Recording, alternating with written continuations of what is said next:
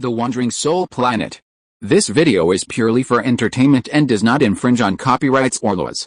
The rights to the novel and image belong to the original author. We do not claim ownership. Don't like waiting and want to listen to this fanfic in full now? Subscribe to our Patreon, where you'll find the best fanfics. Chapter 151 Jungle Distress. It was huge, absolutely enormous, covered in thorns, and even moving.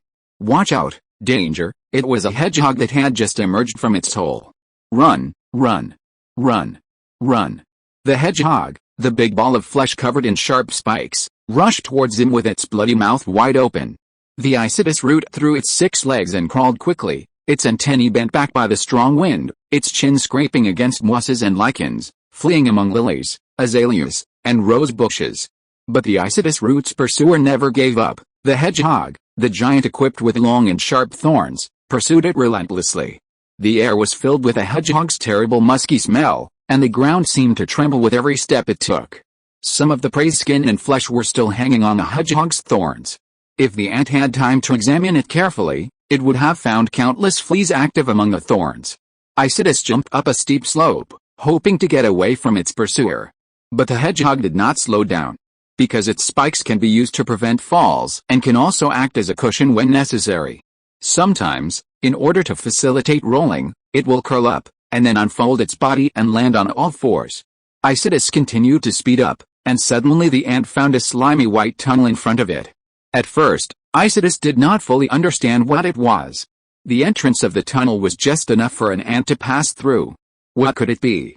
It was obviously too big to be a cricket or katydid's cave. Maybe it was a weasel or spider's nest?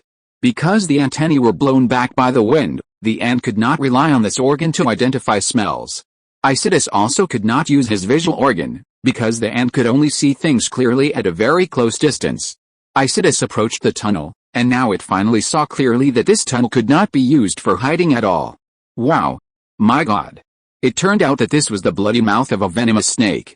There was a venomous snake in front and a hedgehog behind. Apparently, this world was not created for solitary life. In an instant, Isidis realized a way out: grab and climb up a nearby thin branch. There, the hedgehog had already inserted its long face between the snake's upper and lower jaws. In the blink of an eye, the hedgehog quickly pulled out its head and sucked the snake's throat, which immediately wrapped around it. It didn't like others visiting the depths of its throat. Isidis watched in amazement as the two natural enemies attacked each other from the branch. The thin and cold tube fought fiercely with a hard and thorny meatball. In the venomous snake's dark and beautiful eyes, there was neither timidity nor hatred, but only a desire to kill the opponent. It stabbed with its deadly fangs again and again. The hedgehog felt a panic. It struggled desperately and tried to attack the venomous snake's abdomen with its sharp spines. The animal showed an unusual agility, and it stretched out its claws and roughly tore the snake's scales that were resisting the sharp spines. But the cold whip was getting tighter and tighter, and the snake opened its mouth, revealing 2 fangs dripping with deadly venom. Under normal circumstances, hedgehogs are not afraid of snake venom, unless the venomous snake can bite its throat accurately. The battle went on endlessly, and Banlingen began to get impatient. Suddenly, Banlingen found that the branch under his feet was moving slowly. At first, Banlingen thought it was because of the wind, but when the branch left the big branch and moved forward, Banlingen was confused. The branch moved forward slowly, shaking gently. After a while, it climbed up another branch. Not long after, it began to crawl towards the trunk again. Banlingen stayed on the moving branch, very surprised, and didn't know where this monster was going. Banlingen looked down and finally understood what was going on. The branch had eyes and many legs. It turned out that it was not a tree spirit or a grass monster, but just a stick insect. This slender and fragile insect relies on mimicry to resist its natural enemies. It can dress up as twigs, bamboo joints, young leaves and plant stems according to the environment. The camouflage of this stick insect is quite clever. The texture of wood fiber and brown spots appear on its body, which looks like it has been bitten by termites. In addition to mimicry, slow movement is also a big trick of stick insects. Because no one would think of attacking something that moves slowly or even barely moves. Isidis root is actually attending a courtship ceremony of stick insects. The smaller male stick insect is approaching the female, and it will move once every 20 seconds. The female stick insect is moving away from the male. However, The male stick insect is so slow that he can't expect to catch up with the female stick insect. But it doesn't matter, the female stick insect has long been accustomed to the ridiculous slowness of the opposite sex partner. In order to solve the problem of reproduction, some populations have found a special method, parthenogenesis, so why bother mating? Female stick insects don't need a partner of the opposite sex at all. They reproduce like this, they give birth while thinking. It seems that the branch under Banlangen's feet is female, because she suddenly laid eggs. One by one, naturally quite slowly, the eggs jumped from one leaf to another, like condensed raindrops. The camouflage of stick insects is so perfect that even their eggs look like seeds of plants. Banlangen took a light bite of the branch to see if it could fill her stomach.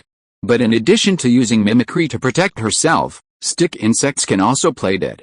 When the tip of Banlangen's mandibles just touched the insect, she immediately fell straight to the ground. Banlangen didn't care about it. At this time, the venomous snake and hedgehog had disappeared without a trace, and Banlangen boldly chased them to the ground and continued to bite the stick insect. Chapter 152 Arrival in Sioux City. This pathetic creature didn't even struggle to death. Even after being eaten for more than half, it still had no reaction, just like a real branch. But there was still one thing that gave it away, a section of the branch was still laying eggs. This day was really exciting. Night fell and the weather became cooler. Banlangen found a hiding hole under the moss and hid in it to sleep. Tomorrow he would continue to look for his way home, to find his own team or the local city-states of the Red Ant Empire Federation. He must organize forces at all costs to fight back against the rampant attack of the Hun ants. It was late at night and everything was silent. Banlangen used his forelimbs to clean his antennae so that he could better detect the movements around him. Then he found a small stone to block the small hiding hole, and now he could rest assured. Banlangen passed through the dangerous jungle and the dangerous grassland, avoiding countless large and small natural enemies and traps. It took 2 months and finally arrived near the border of the city-state of Susancheng. That morning, he encountered a patrol team of 15 red ants from Susan City. Banlangen immediately went up to them, waved his antennae to emit the scent of red ants and asked the patrol leader, "Hey, little brother, may I ask, which unit are you from?" "We are the border patrol team of the Susan City State Defense Force," the patrol leader waved his antennae and said. Susancheng City State, Banlangen waved his tentacles and said, "I have never heard of it." "May I ask, who is the leader of this Susancheng City State?" "Of course it's our Queen Susan." "Then which princess was Queen Susan before?" "Well, I heard it was Princess Linxio." "Yes, it seems to be Princess Linxio." "Ah, Princess Linxio." Banlangen waved his tentacles excitedly and shouted, "Oh my god. What a coincidence. I thought you died a long time ago. It turns out you are not dead yet. And you are the leader of the city-state, which is great." "Hey. What's wrong with you?" the patrol captain asked, waving his tentacles. "Who are you and what do you mean by yelling at our city-state leader?" "Little brother, you don't know." Banlangen waved his tentacles excitedly and said, "Your city-state leader and I are old acquaintances and comrades in arms. Take me to see her as soon as possible. I have very important information to report to her." "Really? That's great," the patrol leader asked, waving his antennae. "Please come with me." Then he returned to Susan City with Banlangen and the patrol team, and took Banlangen to see Queen Susan. Now, Susan has domesticated many flying and swimming animals, such as beetles, water lice. Everything is developing step by step in a planned manner. Susan couldn't help but feel gratified by the rapid changes in her city. She built various laboratories in her city, one, nursery, a nursery built with humus soil with adjustable temperature. The larvae sleep in this dry hall, and the fine sand next to it can absorb moisture.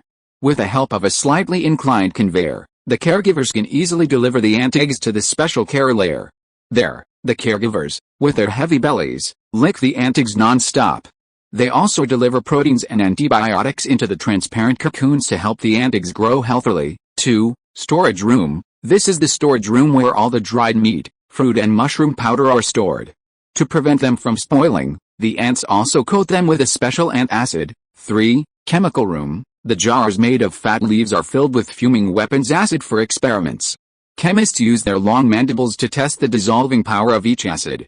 Some acids are extracted from fruits, such as malic acid from apples. Other acids have more complicated sources. Oxalic acid comes from sorrel, sulfuric acid comes from Yellowstone. In order to kill prey, The acid concentration is best at 60%. Although it will slightly burn the soldier's internal organs, its lethality is unparalleled. 4. Fighting room. Soldiers conduct one-on-one training here. The trend of future battles will no longer be to kill the opponent, but to cut off the opponent's legs one by one until it cannot move. A little further away, the gunners practiced firing acid bombs at seeds 10 steps away. 5. Aphid breeding rooms. All insect breeding rooms should be built in the city. This is to prevent attacks from fierce ladybugs. The worker ants are busy feeding the aphids with thin holly leaves. The aphids quickly suck the juice out of the leaves. The aphids reproduce very frequently, and now they lay 10 aphid pups every minute. 6. Mushroom cultivation room. There are endless mushrooms planted there. All ants come here to defecate. Ant excrement is the best nutrition for those mushrooms. The planting ants cut off the overlong rhizomes and sprinkle them with a special secretion of ants to prevent pests. 7. Animal cultivation room. All the time, the number of symbiotic animals in all ant nests has been increasing. There are more than 1,000 species of insects living in the same ant nest, myriapods, arachnids. They have always lived here. The ants have completely accepted their existence. Some of them use this place to complete their metamorphosis, while the rest eat the ants' leftovers and help the ants clean the anthill. Suddenly, a stink bug jumped over, followed by another one. They hugged each other as if they were fighting. Now they live in caves. 8. Scarab beetle breeding room. In the hall where scarab beetles are raised, countless rhinoceros scarab beetles occupy this spacious room. Their bodies are covered with black spots that are closely packed together. The back half of their bodies is relatively smooth, and the front half is covered with a shell. There is a long antenna on the top of their heads, which is as sharp as a rose thorn, but dozens of times larger. They like to live in a dim environment, but also like the bright world outside. Chapter 153, Flexible and Agile. After another half-month of teaching and training, the first batch of students basically mastered the essentials of the movements and basic combat ideas. On this day, Zissou led the 30 students to the depths of the dense forest in the distance to test the learning effect. In a relatively remote deep forest, Zissou first led its students to 3 groups to practice on 3 large trees, and then to fight and conduct actual combat exercises. At noon, everyone gathered together to fly to the grass to catch insects and insects for lunch. Just when everyone was eating happily, suddenly, a wildcat ran towards them from the depths of the grass. The birds were so scared that they immediately flew to the surrounding trees. A slow-reacting sparrow was almost caught by the sneak attack wildcat, and it was so scared that it urinated. After a while, its fragile nerves returned to normal. After Zissou calmed everyone down, he gathered the students on a huge tree to conduct actual combat training for the afternoon subjects. The training ended only when the sun was setting. Then, just like at noon, everyone was responsible for their own dinner. However, in order to avoid accidents like at noon, Zissou deliberately left 2 trainees to stand guard.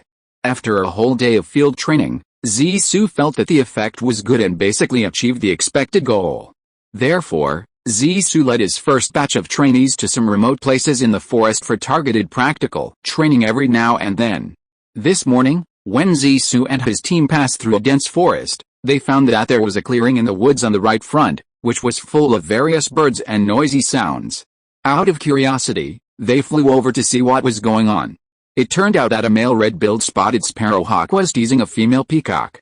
Sometimes he asked the female peacock to open its tail for him, and sometimes he thought that the female peacock did not open its tail beautifully, and took the opportunity to insult the female peacock, and even pecked the peacock's head and neck with his beak.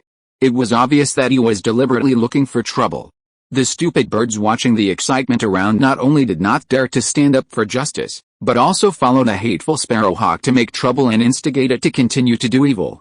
The red-billed spotted sparrowhawk cursed, "Little bitch, I told you to spread your feathers, but you still don't want to. What's wrong? Believe it or not, I can beat you to death, and no one will care." After saying that, it slapped the peacock twice with its wings. The peacock, which had already spread its feathers, only lowered its head and cried softly, but did not dare to complain.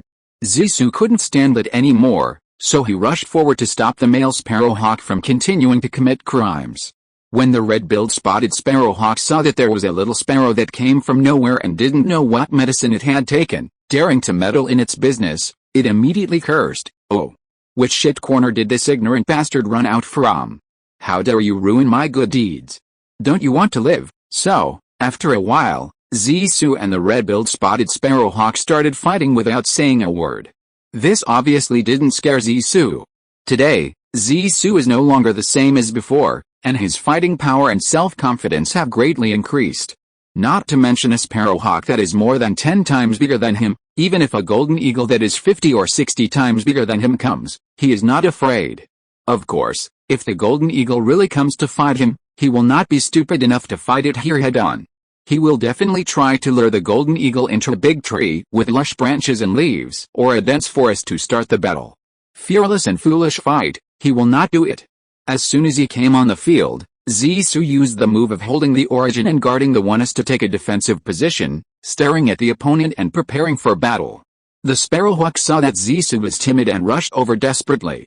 Zissou immediately flew into the air with a move of flying like a startled swan, and then used the move of swallows turning clouds to get behind the opponent, and took the opportunity to use the move of golden rooster grabbing millet to peck the sparrowhawk's high buttocks with his mouth, causing the sparrowhawk to scream in pain.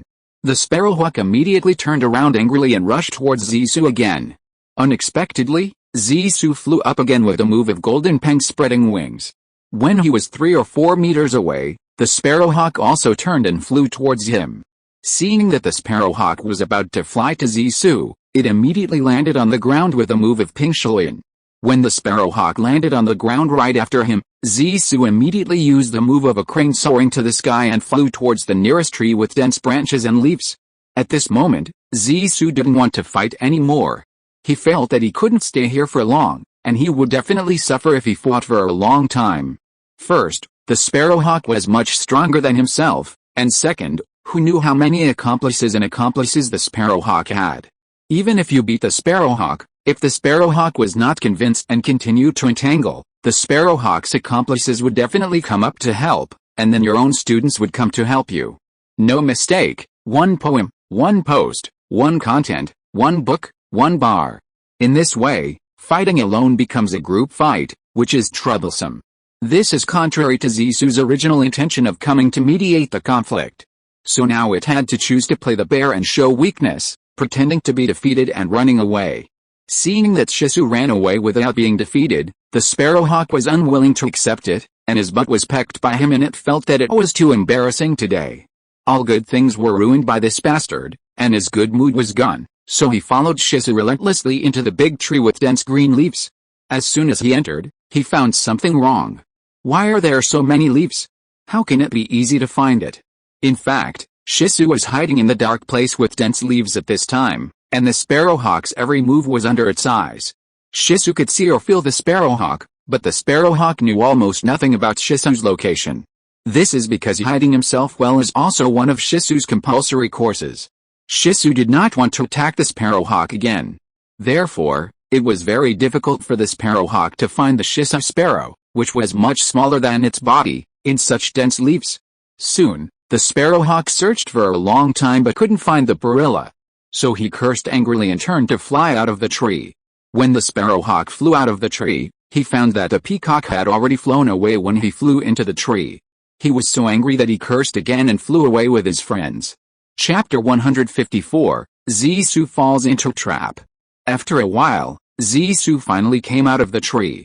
Seeing that only his students were left in the open space, he shook his head and smiled, and continued to fly to the training destination with his students.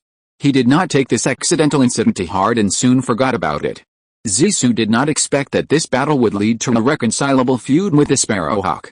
One morning a month later, Zissou led his song and dance troupe and dozens of guards to perform at a big customer's home under the guidance of a guide.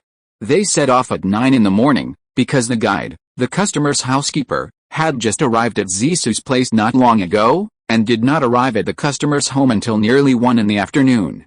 This is a very unique bird family forest garden. It is located on the top of a mountain with an altitude of 3,800 meters.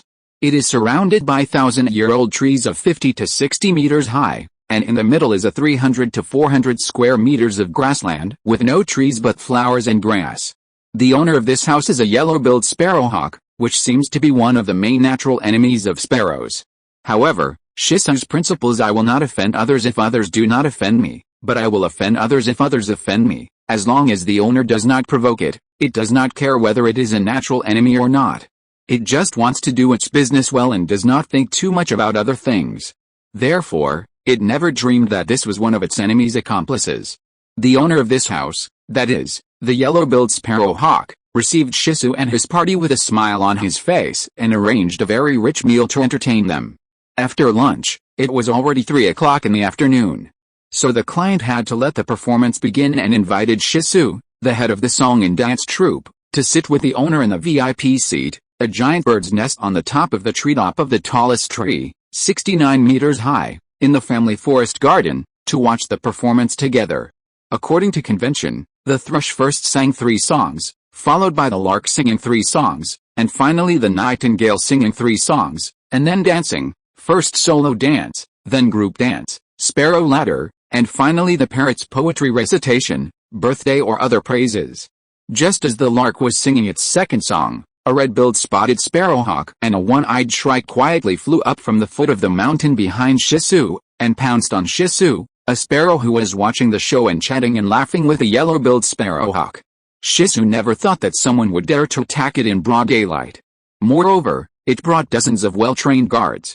Suddenly, the one-eyed shrike stretched out its claws from behind Shisu and clamped its mouth to prevent it from making any sound.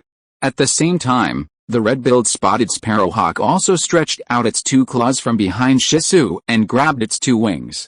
Seeing this, the owner of the house, the yellow-billed sparrowhawk, immediately nodded to the 2 uninvited guests, which meant, "Go quickly, don't stay." Then, the 3 kidnappers took the controlled Shisu and flew together towards the valley behind them, and disappeared in a blink of an eye. At this time, the lark, who was singing in the middle of the stage, did not notice the strange things happening in the bird's nest at the top of the big tree. After all, the tree was too tall. Even if you looked up carefully, you could only see a few bird heads, but you couldn't figure out what was going on. Besides, there were many spectators watching the bird singing and performing under the tree. It was not until the end of the performance that the members of the troupe and the guards realized that Shisu and the boss of the song and dance party were missing. Little did they know that Shisu had been kidnapped to a dense forest 100 miles away. They went to ask all the members of the family, including the housekeeper, the doorman and the servants, but they all said they didn't know. No one knew what was going on. Everyone looked everywhere, even in a large area of several miles around, but found nothing. At this time, Shisu's feet and wings had been tied up by 3 kidnappers with green grass ropes. The red-billed spotted sparrowhawk and the yellow-billed sparrowhawk were responsible for taking turns to catch Shisu's sparrow and fly to the predetermined destination in the distance, while the one-eyed shrike was responsible for leading the way and judging the flight direction. They took a breath and rested for a few minutes every 20 to 30 kilometers before flying again. When it was completely dark, they had already flown more than 300 miles. They were not owls or nightingales, and they did not have glowing night vision eyes. They could not see clearly at night, so they had to find a big tree and perch on the tree's crown. In order to prevent Shisu from escaping accidentally, the 3 conspirators plucked out the longest feathers on Shisu's wings to prevent Shisu from escaping. Before going to bed at night, the one-eyed shrike was even more aggressive and wanted to peck out one of Shisu's eyes to avenge his blindness. Unexpectedly, he was stopped by the thief leader, the red-billed spotted sparrowhawk. No mistakes in one poem, one post, one content, one book, one forum, 1619, one book, one forum. The red-billed sparrowhawk said, "Why are you in such a hurry? There is a long time to come. We should torture it slowly and make it live a life worse than death. First, we should ask it to do hard labor for us, then strip off all its feathers, and then peck out its eyes.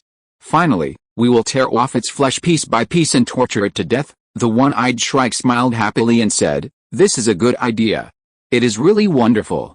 Only in this way can I relieve the hatred in my heart." The yellow-billed sparrowhawk said, "Look, isn't Big Brother very good to you?" The one-eyed shrike hurriedly said flatteringly, "That's beyond doubt. Big Brother will always be the wise and brave Big Brother whom I admire and respect. I will always follow your lead and work hard until I die." The red-billed sparrowhawk said complacently, "Okay, okay. Don't say such flattering words. Everyone has been quite hard today, so let's have a good sleep. We still have a whole day of travel tomorrow." In less than half an hour, the 2 sparrowhawks who felt tired fell asleep. The one-eyed shrike volunteered to stay and watch over Shizu, fearing that Shizuo might escape at night. Later, in the middle of the night, he saw Shizuo also fell asleep, heard it snoring, and saw that its feet were tied and its feathers were plucked, so he felt relieved. In addition, the one-eyed shrike was more tired than the two sparrowhawks because it was much smaller and had much less physical strength. After running such a long distance, it really couldn't hold on. At this moment, the eyelid of its one eye was fighting, and it couldn't open it even if it wanted to. Chapter 155, Escape from Danger. After a while, the one-eyed shrike also fell into deep sleep. In fact, Shizuo was not sleeping at all at this time. He just deliberately snored to confuse the enemy. When he heard the enemy's vicious plan, he almost fainted. He didn't expect that there were such vicious birds in the world. Now he was thinking about how to escape from the clutches of the devil. It would be the best time to escape while they were sleeping. Maybe there would be no such good opportunity after tonight. Since he flew here from the dance party this afternoon, he was carried by two sparrowhawks. Therefore, he didn't spend any effort at all, but he struggled hard. In addition, after nearly 2 months of hard training, his physical strength and skills have greatly improved, and now he is not sleepy at all. The only trouble is that his feet and wings were tied, and several important feathers were plucked. At this critical moment of life, he couldn't care less. First, he turned his head and carefully used his sharp beak to loosen the straw or rope tied to his wings. This took him about a quarter of an hour. Then, it lowered its head and used its mouth to quietly untie the rope tied around its legs. However, the rope was too tight, and it was dark, so it took it nearly half an hour to finally untie it. Now it's finally free. Zissou looked back at the three hateful and stupid kidnappers who were sleeping soundly, then quietly walked to the edge of the tree canopy and fell directly to the ground. It didn't spread its wings until it was very close to the ground, about 1 or 2 meters away.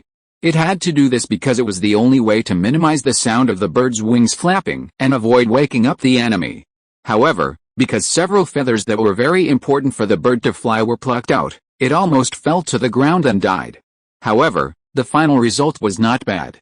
It just pushed the ground with its left foot and barely flew up. Although it was very difficult for Shizuo to fly now, and he could neither fly high nor far, and because it was dark at night and could not see clearly, he flew crookedly. But he finally flew up, and he spared no effort to fly. This was a flight to escape from the cage, and also a flight to escape from death. The trees here were at least 10 meters high, and at most dozens of meters high.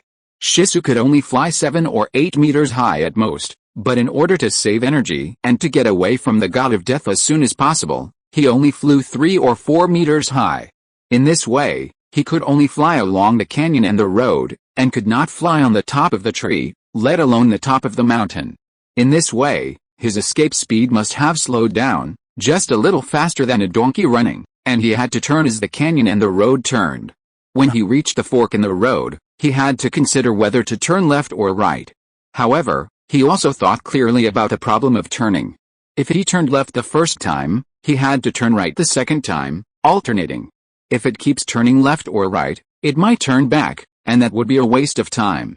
In this way, Zissou flew forward desperately all night, stopping to catch his breath every time he flew 200 or 300 meters before flying again. When it was almost dawn, it was estimated that it had flown at least 100 or 200 miles. Now it can finally rest. It found a dense forest, crawled into a large tree with lush branches and leaves more than 30 meters high, and perched on a branch about 20 meters above the ground to rest and sleep.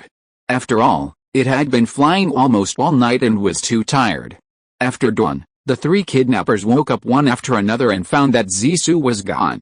Suddenly, they were stunned, staring at each other, complaining and accusing each other. Naturally, the most suspicious one was the yellow-billed sparrowhawk that had nothing to do with Zissou. The one-eyed shrike and the red-billed spotted sparrowhawk both suspected that this guy might have received a huge benefit from Zissou, so he let Zissou run away. After all, Shizuo has a well-known dance troupe and thousands of sparrows, and is able to give any benefit to this very greedy innkeeper. The more I think about it, the more I feel that it may be so in fact. No mistake, 1 post, 1 content, 1619, 1 book, 1 bar. It seems that the innkeeper, the yellow-billed sparrowhawk, is the black hand who lets Shizuo go, almost without a doubt. It is really hard to explain, just like a piece of yellow mud falling into the crotch, it is shit if it is not shit. As a result, Shisu's escape this time not only saved himself from the fate of death, but also caused an unhealable crack in the enemy's internal. It really kills two birds with one stone. Shisu has not run forward desperately these days, and it knows that the enemy will not be able to find it in a short time. In fact, the enemy birds gave up chasing him that day. After all, there is no attractive huge treasure on him, and there is no blood feud. Therefore, they are not very willing to spend a lot of energy to mobilize thousands of birds to find Shisu, like finding a needle in a haystack. The matter was left unresolved. As time went by, the three guys forgot about it. However, this incident almost completely changed Zisu's life as a sparrow. In the past few days, Zisu slept during the day and went out at night to be on the safe side. That night, Zisu walked a long way. No, it should be said that he flew a long way. It came to the bend of a canyon, and suddenly, it heard a rumbling sound in its ears. The further it flew, the louder the sound became. In a moment, it turned the bend and couldn't help but cheer. I saw a big waterfall on the cliff on the right, like a jade dragon hanging in the air, rolling down and pouring into an unusually clear lake. The big waterfall kept pouring in, but the lake was not overflowing. I thought there was another place for the water to drain. The lake water rolled at the place where the waterfall poured in, and the lake water was as smooth as a mirror only 10 feet away from the waterfall. If you're listening to this novel on a channel other than Fanfic World, it means they downloaded and uploaded it without effort. We cordially invite you to visit our channel, Mundo Fanfic Novelis. There you'll find the original version of this story, and you can explore many other novels of various genres.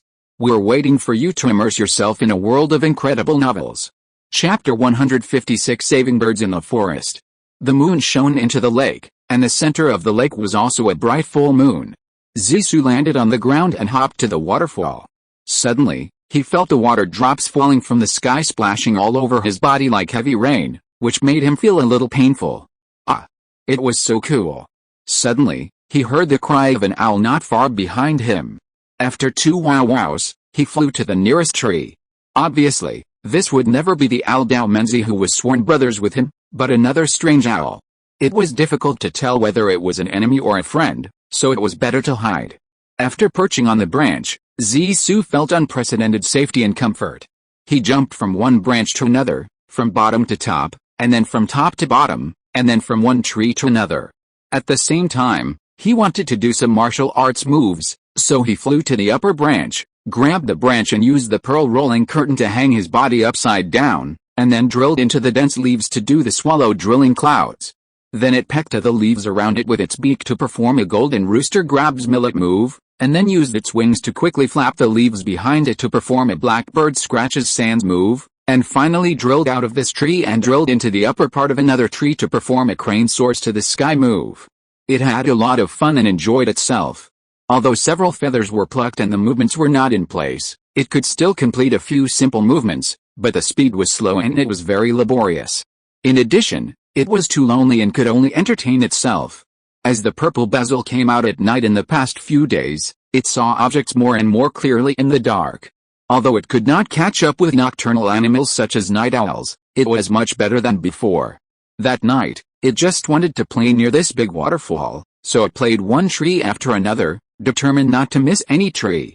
In the middle of the night, it suddenly found a little bird sleeping soundly on a branch in front of it, and a poisonous snake on a branch more than 1 meter away from it was approaching it quietly, opening its bloody mouth, showing its scary fangs, ready to swallow it in one bite. Zisu hurriedly shouted, "There is a snake, run!" The poisonous snake was startled by its shout, stopped hunting, and turned to look at Zisu. After being awakened, the little bird coveted by the poisonous snake immediately flew up and flew to another branch. After turning around and finding the poisonous snake, it couldn't help but sweat. It was a close call. Zisu's current position is of course on the side of the little bird, unlike the last time when he stood on the side of the poisonous snake to deal with the golden eagle. This is called one time and another time. There are no eternal friends, no permanent enemies, only eternal interests. Now Zisu desperately needs a partner, and this partner can only be this little bird, not the poisonous snake. At this moment, the little bird has come to its senses and knows that it has been saved by people. And the person who saved it was the sparrow in front of it, so it said, "Friend, thank you for saving my life. What's your name? You're welcome." "This is what I should do," Zisu said. If I see a friend in trouble and do nothing to save him, can I still be a good bird? As for my name, you can call me Zisu. What's your name? I'm an Asur, named Zalesu, the bird said, and I'm a female bird. Now we know each other. Are you alone? Zisu said, I saw you sleeping alone on this tree. Oh. Don't mention it, Zalesu said. I have been an orphan since I was a child.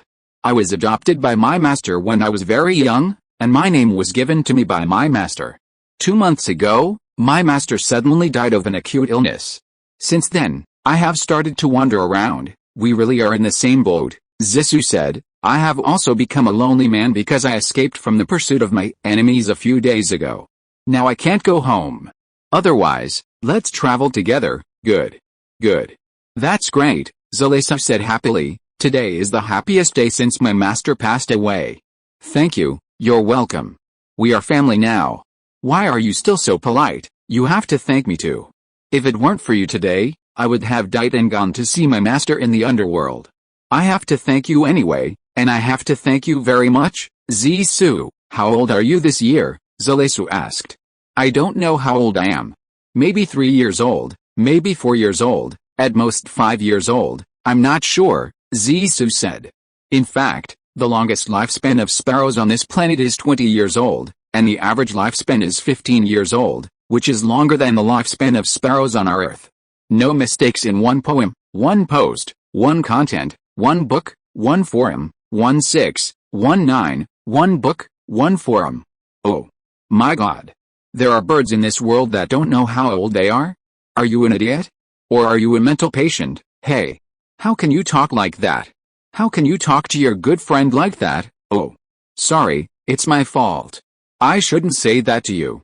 But your mental state now really worries me, Tisk, except that I don't know how old I am. Everything else is normal. If you don't believe me, you can ask me any other questions to see if my answers are normal. Oh. That's okay? Then let me ask you, who do you like most in this world? This, Zisu really couldn't speak, and he was thinking of Susan. But could he tell Zalisu that he likes Susan the most? Besides, he didn't know where Susan was reincarnated. If Susan was still an ant, could he still combine with Susan? This was really a very troublesome problem for him, and it was really hard to say. As for the 3 sparrow sisters, they were not within his consideration so far. Otherwise, he could just lie to Zalisu. Before Zisu could speak, Zalesu said, You still say you are not sick? You can't even answer such a simple question. I think you are really sick, and a very serious one. You are either an idiot or a lunatic. Oh. My life is so miserable. I finally met a bird I like, but it is an idiot or a lunatic. Oh. After saying that, he burst into tears. Chapter 157, Making New Friends.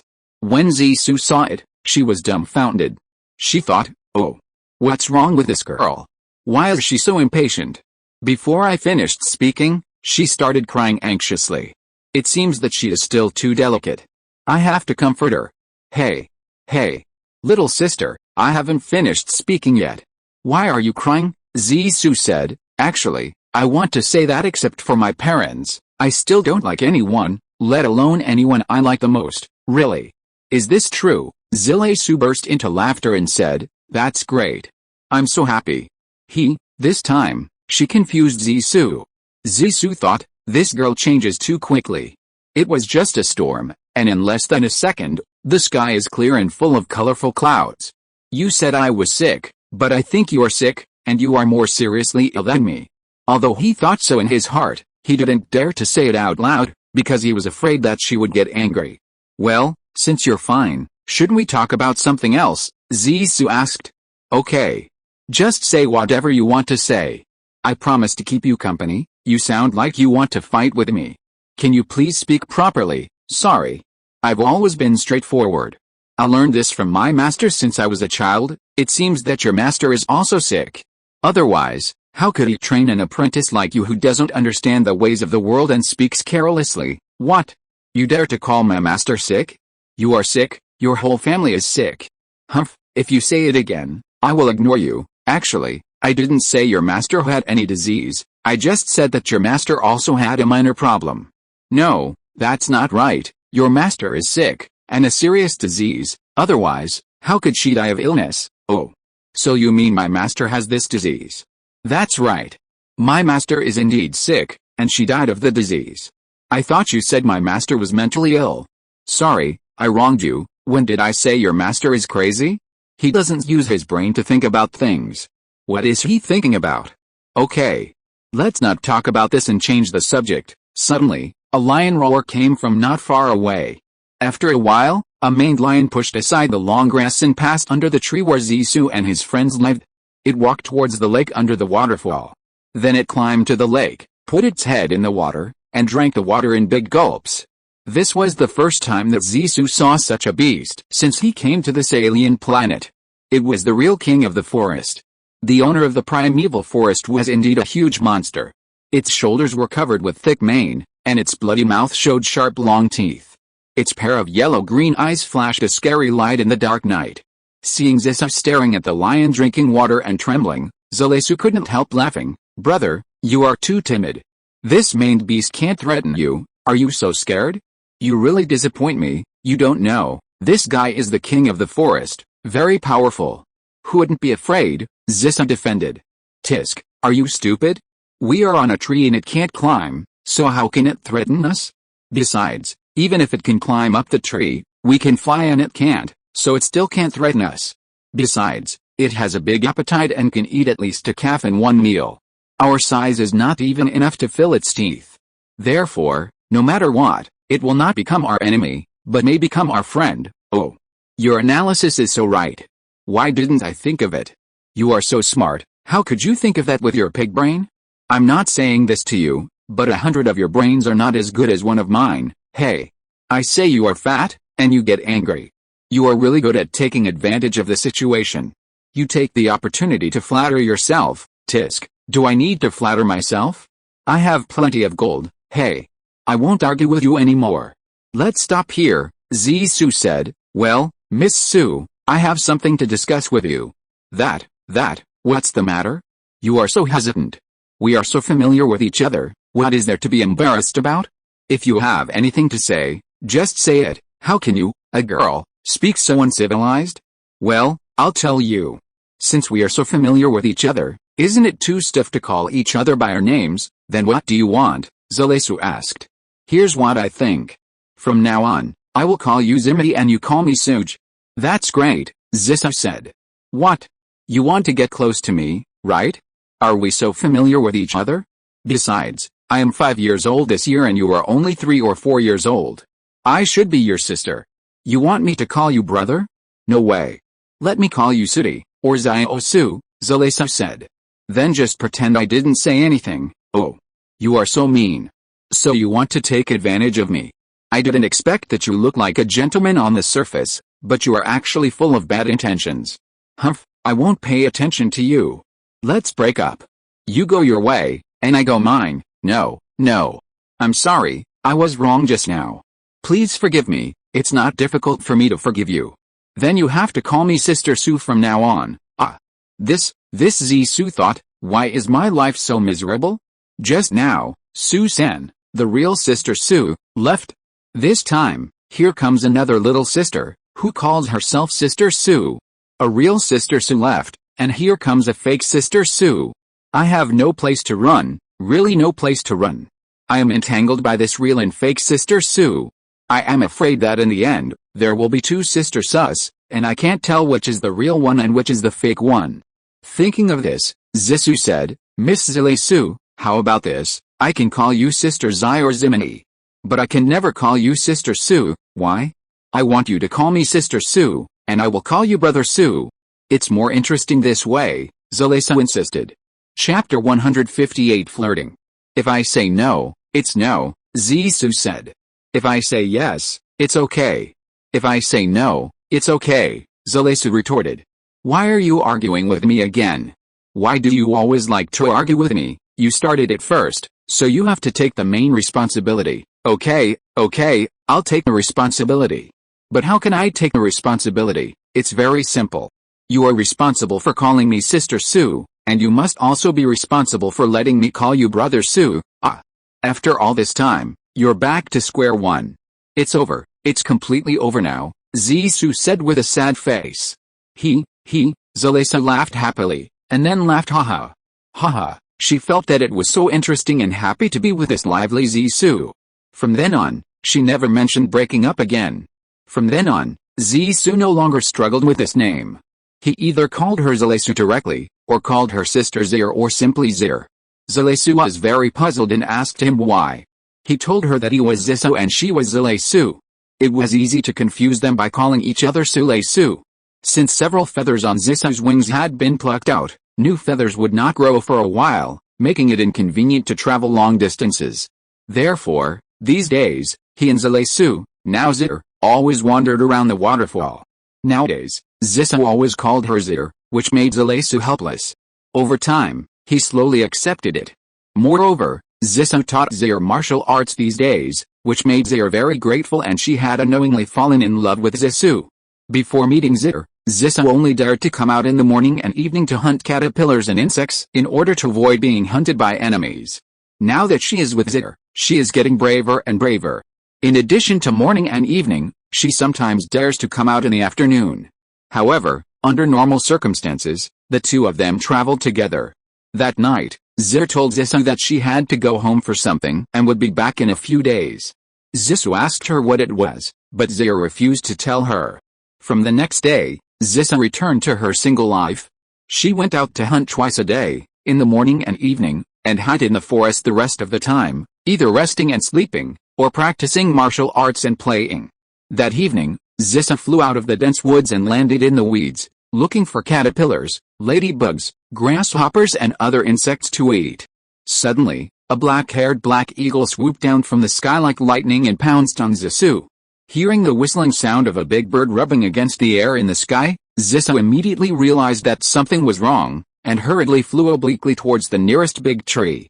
Just as she stood on a branch of this lush tree, before she had time to catch her breath, she found that a smelly wind suddenly blew behind her. Zisu knew that it was about to encounter the fangs of a poisonous snake, so it quickly hung upside down to the branch, then drilled through the cloud to get out of the tree and fly to another tree. Not long after resting, Zisu heard the quarrel of two cuckoos not far away, and the sound was getting louder and more intense. It thought, anyway, there's nothing to do now, so it might as well go over and take a look. So it flew towards the tree where the cuckoos made the sound. After a while, it flew to the branch of the tree and found a yellow male cuckoo and a red female cuckoo arguing over a small matter. Zisu smiled and said, "Just for such a small matter, you two quarreled so fiercely, is it worth it?" Unexpectedly, the male cuckoo scolded Zisu as soon as he saw him. "What's it to you? You are an ugly sparrow who hasn't even grown all its feathers yet. What qualifications do you have to care about us?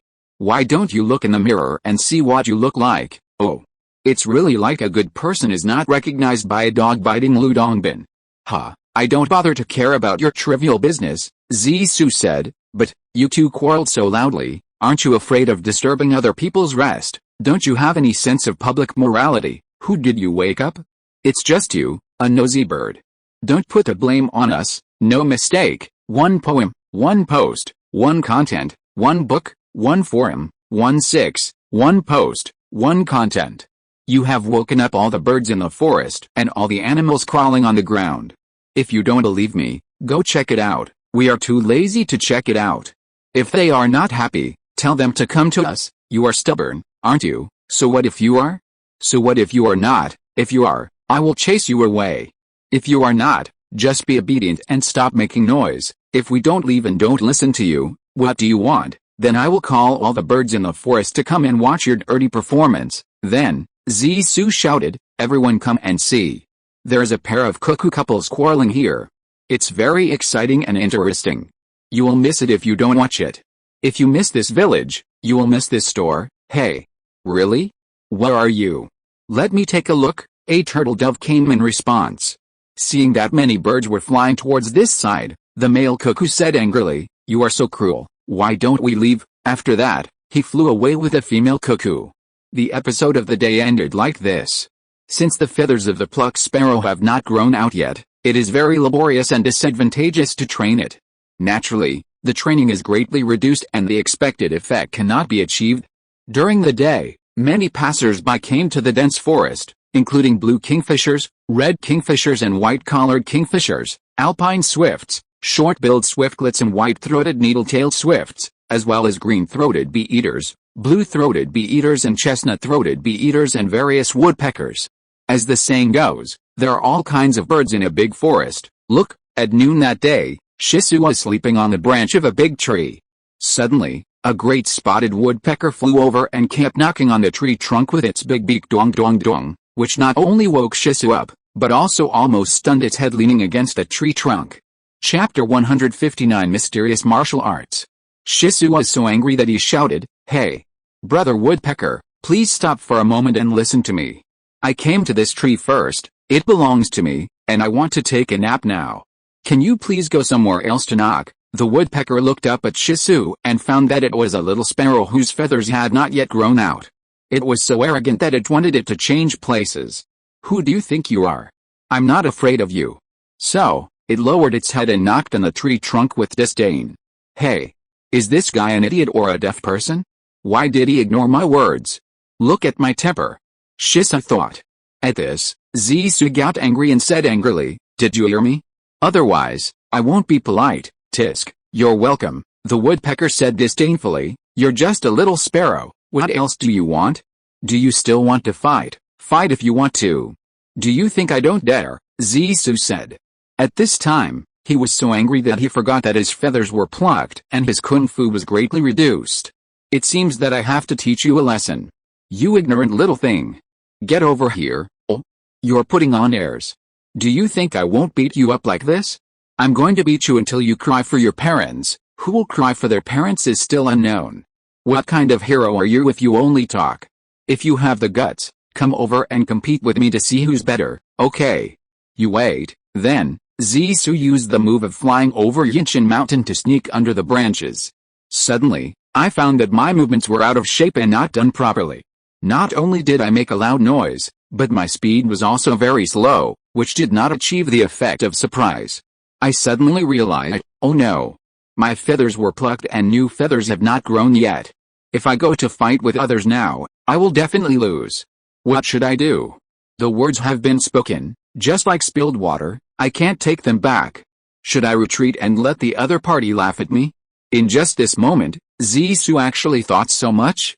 Now it's hard to get off the tiger, it seems that I have no choice but to bite the bullet. Zisu then used a swallow turning the cloud to hide on a densely leafed branch below the woodpecker and hid. Since my kung fu is not enough, I will focus on defense and let the enemy attack. Zisu immediately changed his mind and adopted the tactic of defense and attack. Hey! Where did this kid go? Did he say he wanted to fight with me? Why did he disappear all of a sudden?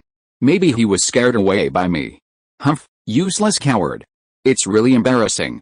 Thinking of this, the woodpecker lowered its head and knocked on the tree trunk to peck at the insects. Zisu saw that since the woodpecker would not attack him, why should he provoke it and ask for trouble? It is better to leave than to worry about more trouble. Of the 36 strategies, running away is the best strategy. Then it turned around and flew away, bypassing several large trees and drilling into another tree. Zisu never dreamed that it would almost cost him his life just by drilling in. Because there was a koala hiding in this tree. The koala saw a little sparrow suddenly fly into the tree, thinking that a delicious snack from heaven had come, and immediately slapped Zisu with a slap. Faced with a sudden attack of the koala, Zisu was caught off guard, and in a hurry, he quickly did a hanging hook to hang his body under the branch. Unexpectedly, the koala's palm wind still blew him under the tree. With a snap, Shisu fell from the tree to the ground and fainted immediately.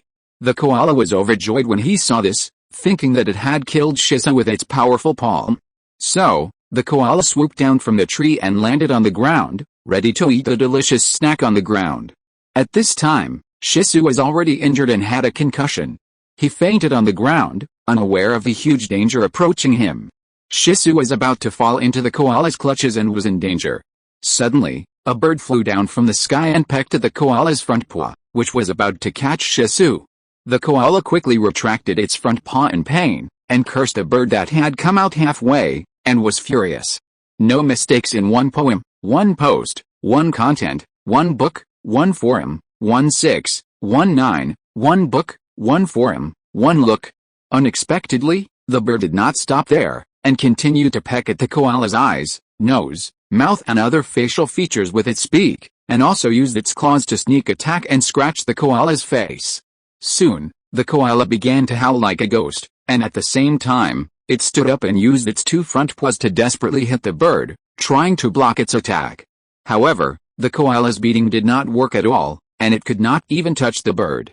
The bird was very flexible, shooting and changing places, always taking advantage of loopholes to attack the koala, making the koala defenseless, full of loopholes, and exhausted. Not long after, the koala became more and more tired, and its movements became slower and slower. Finally, it fell to the ground with a thump, and never got up again, and died. After a long time, Zissou, who was lying on the ground, slowly woke up. When she looked up, she found that it was Zir standing in front of her, and the koala lying on the ground not far from her seemed to be dead. Zissou was puzzled and asked, "Did Zir kill the koala? Did she come back in time to save me? But isn't this a bit too bizarre? How could a small bird peck to death such a huge monster, a koala? Isn't this too unbelievable? Could it be that the koala had a heart disease and was scared to death by Zir?" Thinking of this, Zissou said, "Sister Zir, thank you for saving me. How did you run back so quickly and arrive in time to save my life? You are my timely rain. By the way, how did you kill this koala? I am powerful and my martial arts are invincible in the world." "Why, do you want to learn?" Zir said proudly. "I want to, so much," Zissou said, "but why don't I believe that you really have such powerful martial arts?" "This is my secret," Zir said, "I'm not going to tell you yet." When Zissou heard this, she suddenly felt as if there were several mice scratching her heart, and she felt itchy and uncomfortable.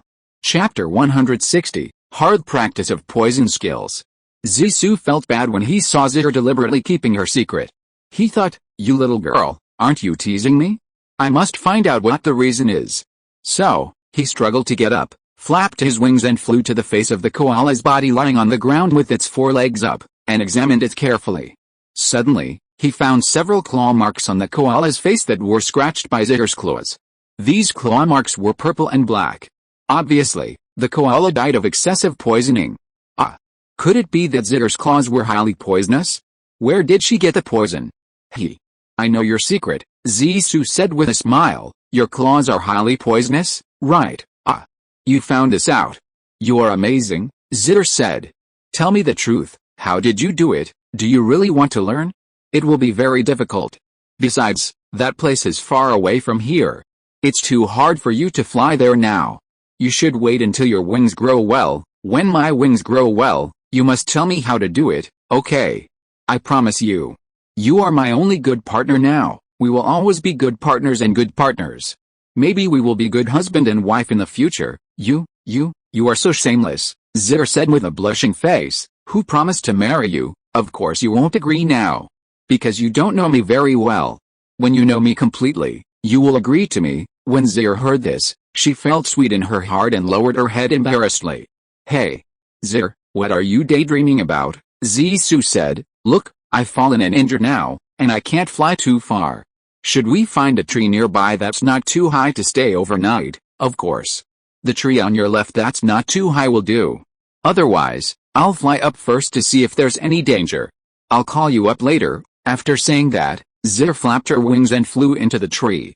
After a while, Zir called out, "Brother Su, no problem. You can fly up." So Zissou flapped her wings hard and struggled to fly up the tree with her injured body.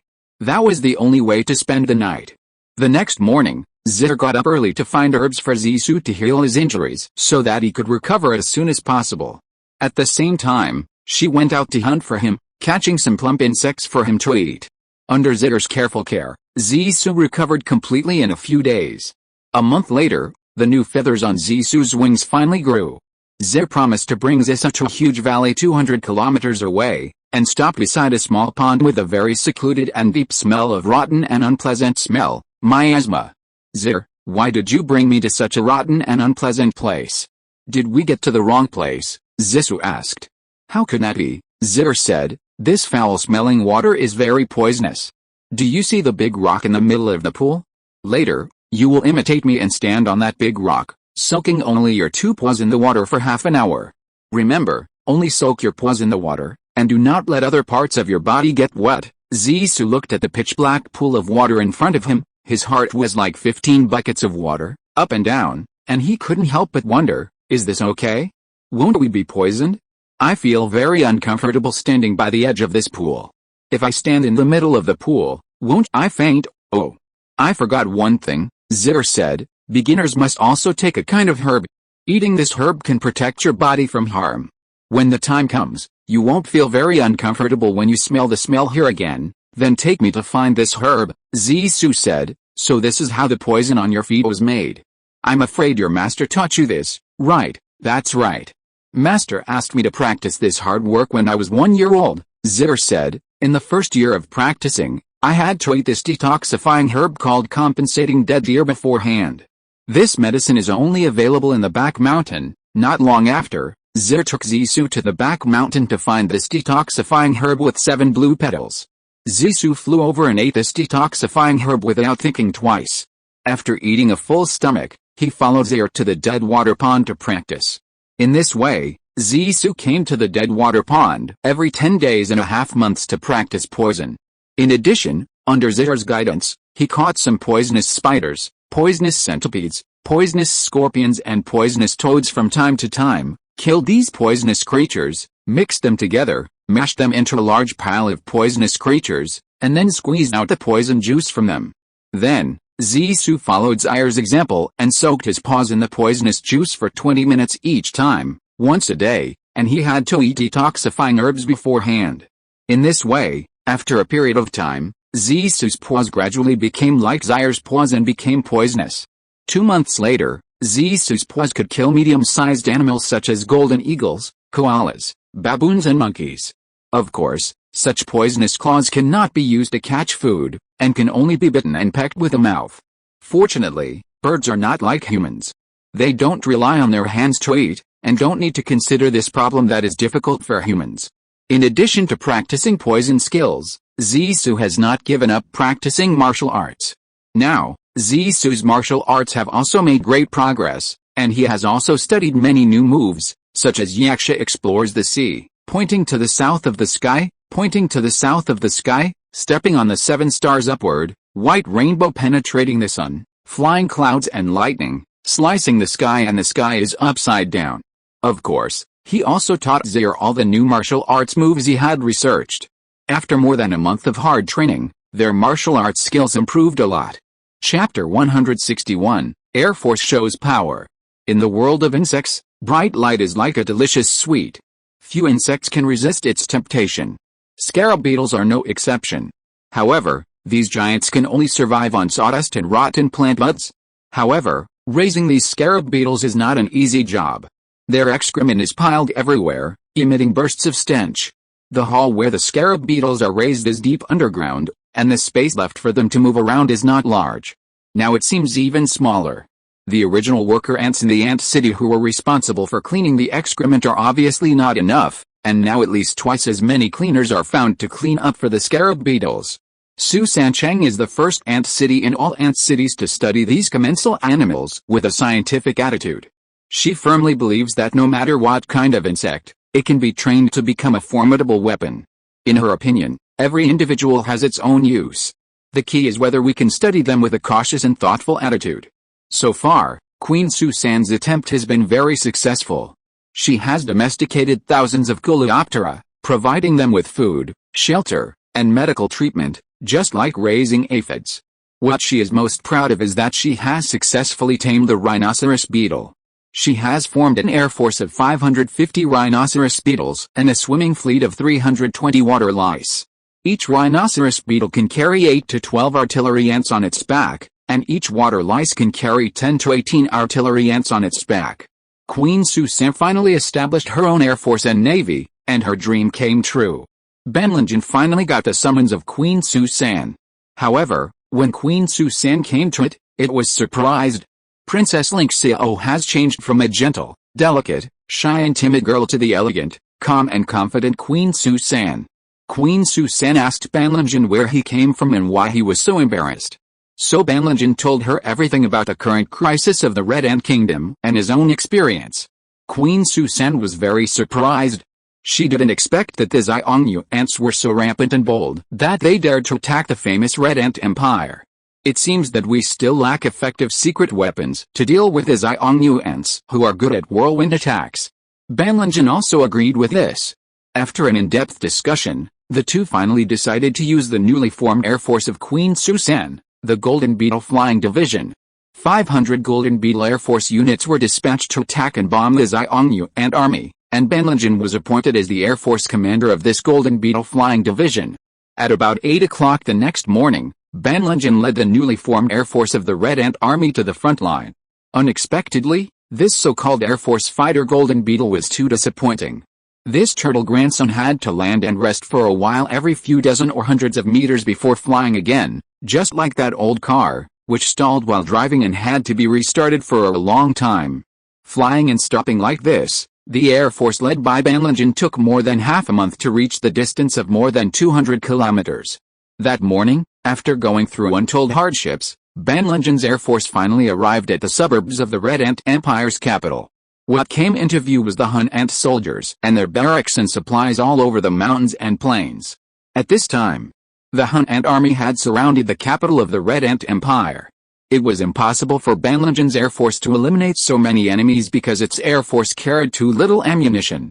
It seemed that they could only find the key points of the enemy ants, the enemy ant headquarters, the enemy ant concentration points and the enemy ant food warehouses for bombing. Banlingen divided the 500 Scarab flying divisions into 5 flying combat brigades, flying around the outside of the Hun Ant encirclement. Once the above 3 places of the enemy were found, they would fly over to bomb them, and the artillery ants on the backs of the Scarabs would drop formic acid bombs from top to bottom. This sudden attack from the sky caught the Xiongnu ants off guard, and they were thrown to the ground and fled in all directions. No mistake. When the flying combat brigade of the Scarab Beetle landed on the ground from the air, the artillery ants on the back of the Scarab Beetle could still fire formic acid bombs at the enemy ant colony. However, for the sake of safety, they still tried to land in places where the enemy ant colony was relatively sparse to prevent the enemy from counterattacking. Obviously, the new tactics of Isidis route made the enemy extremely uncomfortable. They had not even reacted yet and were completely in a passive position. In the end, the enemy commander-in-chief saw that the troops had suffered heavy casualties and were unable to fight back. The defeat was already decided, so he had to retreat across the board. This was the first time in the history of the Red Ant Army that the Air Force went into battle, and it won a great victory. A total of 27 enemy ant headquarters, 64 dense points and 33 grain warehouses were destroyed, and the Xiongnu Ant Army was completely defeated, thus lifting the siege of Kyoto at the Red Ant Empire. However, when Banlingen led the Scarab Air Force to fly into the capital of the Red Ant Kingdom, what they saw was a devastated city. Almost all the red ants hid in the tunnels. The outside was a miserable scene. Almost all the leaves, grass, moss and lichens were eaten by the ants. The surroundings were in a mess. Could it be that there was a famine in the Red Ant Kingdom? Later, Banlingen found out that the Kyoto city of the Red Ant Kingdom had been besieged by the enemy for nearly 2 months. The food had been eaten up long ago, so they had to eat all the leaves, grass and moss on the ground. When Banlingen told them that the enemy had been repelled, they didn't believe it at first, but later ran to the city gate and saw that it was true. Everyone was surprised and cheered. Soon, the news of our army's victory spread from 1 to 10, and from 10 to 100. The residents and soldiers in the entire castle ran out of the cave, and everyone hugged each other and cried with joy. Chapter 162 Recovering the entire territory. Finally, Banlingen finally met the Red Ant Army Commander-in-Chief, Cordyceps, and all the superiors. He felt like he was dealing with a group of dirty and decadent beggars who hadn't taken a bath or eaten for many days. He wanted to laugh but didn't dare to laugh. It was really uncomfortable for him. When everyone knew that it was Banlingen who brought in reinforcements to help them out, they were all excited. The thick-skinned ones just knew to giggle, while the thin-skinned ones felt a little embarrassed. However, without exception, they all praised Major General Banlingen for being powerful and promising young people. The Red Ant Army Commander-in-Chief, Cordyceps, immediately announced that Banlingen was the Lieutenant General of the Red Ant Army and the Commander of the Air Force. If he could make new contributions, he would be proposed as a candidate for the General of the Red Ant Army in the spring of next year. Afterwards, Commander-in-Chief Cordyceps led Banlingen to meet Her Majesty the Queen of the Red Ant Kingdom, Saffron. Banlingen respectfully expressed his most sincere greetings to Her Majesty the Queen, and conveyed the message of Queen Susan's request to join the city-state of the Red Ant Empire. It turned out that the envoys sent by Susan to the capital of the Red Ant Empire to request to join the Empire Federation failed to reach the capital due to frequent wars. Perhaps they had been caught and killed by the Hun ants, or perhaps they were still hiding in the forest grass to avoid the war. In short, Queen Saffron still knows nothing about this matter. However, when she learned that her daughter Princess Lingxiao actually already had her own territory, the Susan city-state, she was very happy and immediately agreed to her joining the Red Ant Empire Federation. So Susan officially became the Lord and Queen of the 128th city-state of the Red Ant Empire Federation, and her wish was finally realized. In order to tell Susan this good news as soon as possible, Queen Saffron will send a special envoy to Susan City on a beetle plane to read out the will of Her Majesty the Queen, and Air Force Commander Banlingen will assign another 10 beetle fighters to escort the special envoy. Judging from the itinerary, if nothing unexpected happens, Queen Susan should be able to receive the Queen's latest will in more than half a month. Next, the Queen of Saffron asked Banlingen and cordyceps to discuss how to recover the country as soon as possible and drive out the Xiongnu ants completely. After 2 days and 2 nights of repeated and serious discussions, the deployment of food, ammunition, formic acid bombs, and troop formations before the battle was formulated. Banlingen will lead his beetle air force to rush to the front, and the commander-in-chief of cordyceps will mobilize various troops to follow closely to recover the lost territory. In this way, the beetle flying force will first find the most important and densely populated places of the enemy, and then find other places after the bombing. When the ammunition is finished, it will fly back to load ammunition, and then fly back to bomb again after loading ammunition, repeating several times a day. Groups of enemy ants were blown dizzy and fled everywhere. It seems that the enemy ants still have no way to deal with the bombing of the beetle fighter planes. This shows that the Xiongnu ants are not very smart ants. They can only fight with brute force, just like the ancient Xiongnu cavalry. Since the Air Force had bombed the enemy army to pieces, making them lose their souls and run away, the remaining task of cleaning up the remaining enemies was much easier. The Red Ant Army recovered the lost territory with almost no effort. In the end, it took less than half a month to recover the entire territory of the Red Ant Kingdom and completely drive out the Xiongnu ants. From then on, the name of the Red Ant Army Air Force Enticed route spread throughout the ant kingdoms and ant city-states within a radius of hundreds of miles. All ant kingdoms and city-states began to attach importance to and establish air forces. They competed to capture flying insects such as scarabs everywhere, and trained and built their own air forces. In this way, the ant world ushered in a new era, an era of air combat in which ants competed for hegemony. Of course, Queen Susan and Isidis Root would not be willing to fall behind. They constantly improved and trained new tactics, not only training scarabs to fly faster and farther, but also looking for other insect fighters that were larger and flew farther. They even caught locusts, peak birds, etc. for research, breeding and domestication. Besides, the Wallen Empire was not idle this time, and the military was also focusing on the training of the golden beetles. In the early spring of this year, Prime Minister Ku Dafan finally formally submitted his resignation to the Big Stomach King and strongly requested not to be re-elected. The Big Stomach King had no choice but to agree and ordered the cabinet to recommend a new ant as Prime Minister. After a fierce discussion in the cabinet, a new ant named Edifart emerged from the middle and was nominated as Prime Minister. He was the cousin of the Big Stomach King's confidant and the captain of the transport brigade, Beach Fart, and won by one vote over another opponent named Laughing and Beating Fart. No mistakes in one post, one content, 1/6, 1/9, one book, one bar. This nomination for Prime Minister was approved by the Big Stomach King at the fastest speed.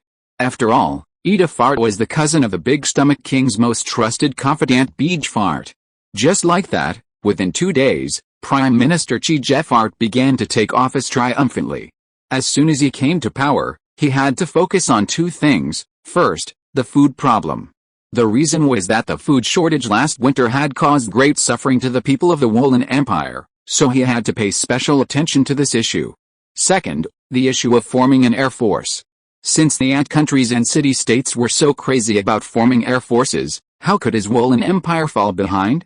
Moreover, They were the first to establish an air force, but because those locust fighters were too self-centered, they said they were ticklish and were unwilling to let the ants ride, making the Wolin Empire's air force a half-baked air force in people's eyes.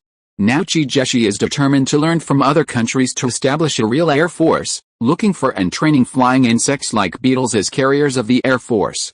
It is said that in a beautiful place where flowers are blooming, butterflies are flying, and bees are busy collecting honey in the flowers, a patrol team composed of 18 Wolin ant soldiers is walking leisurely along the established route.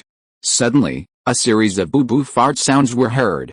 The leader of the team, the captain of the patrol team, First Class Fart Soldier Boo 1,041,684, turned around and waved his tentacles to ask, "Who farted just now?" If you're listening to this novel on a channel other than Fanfic World, it means they downloaded and uploaded it without effort. We cordially invite you to visit our channel, Mundo Fanfic Novelis. There you'll find the original version of this story and you can explore many other novels of various genres. We're waiting for you to immerse yourself in a world of incredible novels. Chapter 163 Everyone Farts. Report to the captain, I am the third-class soldier Boo Boo Boo 1,042,608. I only farted twice and held one in, a third-class soldier said, waving his tentacles. Why don't you work after you fart? What's the point? I want to work harder. I think I should be promoted to a second-class soldier soon. You are ambitious. Great guys. Report to the captain. I am the second-class soldier Boo Boo Boo 1,041,744. I only farted twice and held several more in, a second-class soldier said, waving his tentacles. Why do you hold so many farts? The captain asked, waving his tentacles. We are afraid of being punished. I heard our division commander, Guangxi Chifan, say that anyone who farts inappropriately for his status will be demoted. So I had to hold my fart and not dare to let it out. Although I feel very uncomfortable now, I have to work like this. If I continue to feel this uncomfortable, I would rather work with a lower rank. Who knew that we, the fart soldiers, have such a miserable life? We don't even have the freedom to fart. What a sin. I also tried hard to hold back several farts just now. It was so uncomfortable not to let them out. Now I really can't hold it anymore, so I'll just let it out as a fart. My fellow brothers, if I farted a few more times, please keep it a secret for me and don't let the captain know. Otherwise, the captain who loves to tell tales will definitely report this to the division commander Guangxi Chifan, and then we will all be demoted. Now you can all fart as much as you want, I won't count. Let me go first, the captain said, waving his tentacles. I heard several farts coming out at once, which were naturally the work of the patrol team leader, First Class Fart Soldier Bo 1,041,684. Since the leader had set a good example, everything would be easy.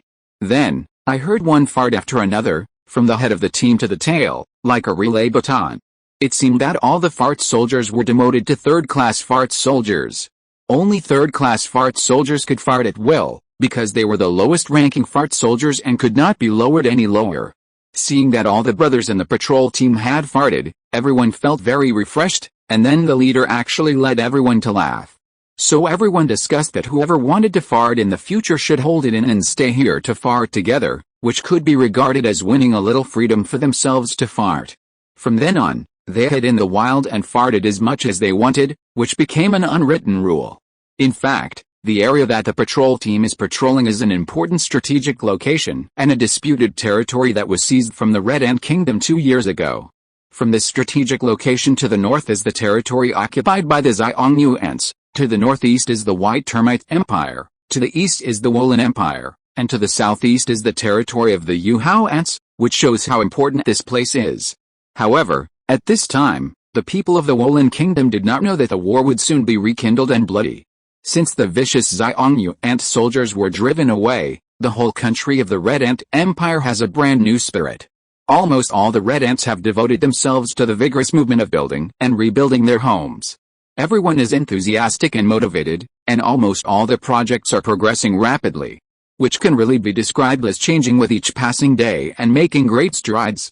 All city-states in the Red Ant Empire Federation have carried out large-scale production and military training activities, especially attaching great importance to food production and air force construction.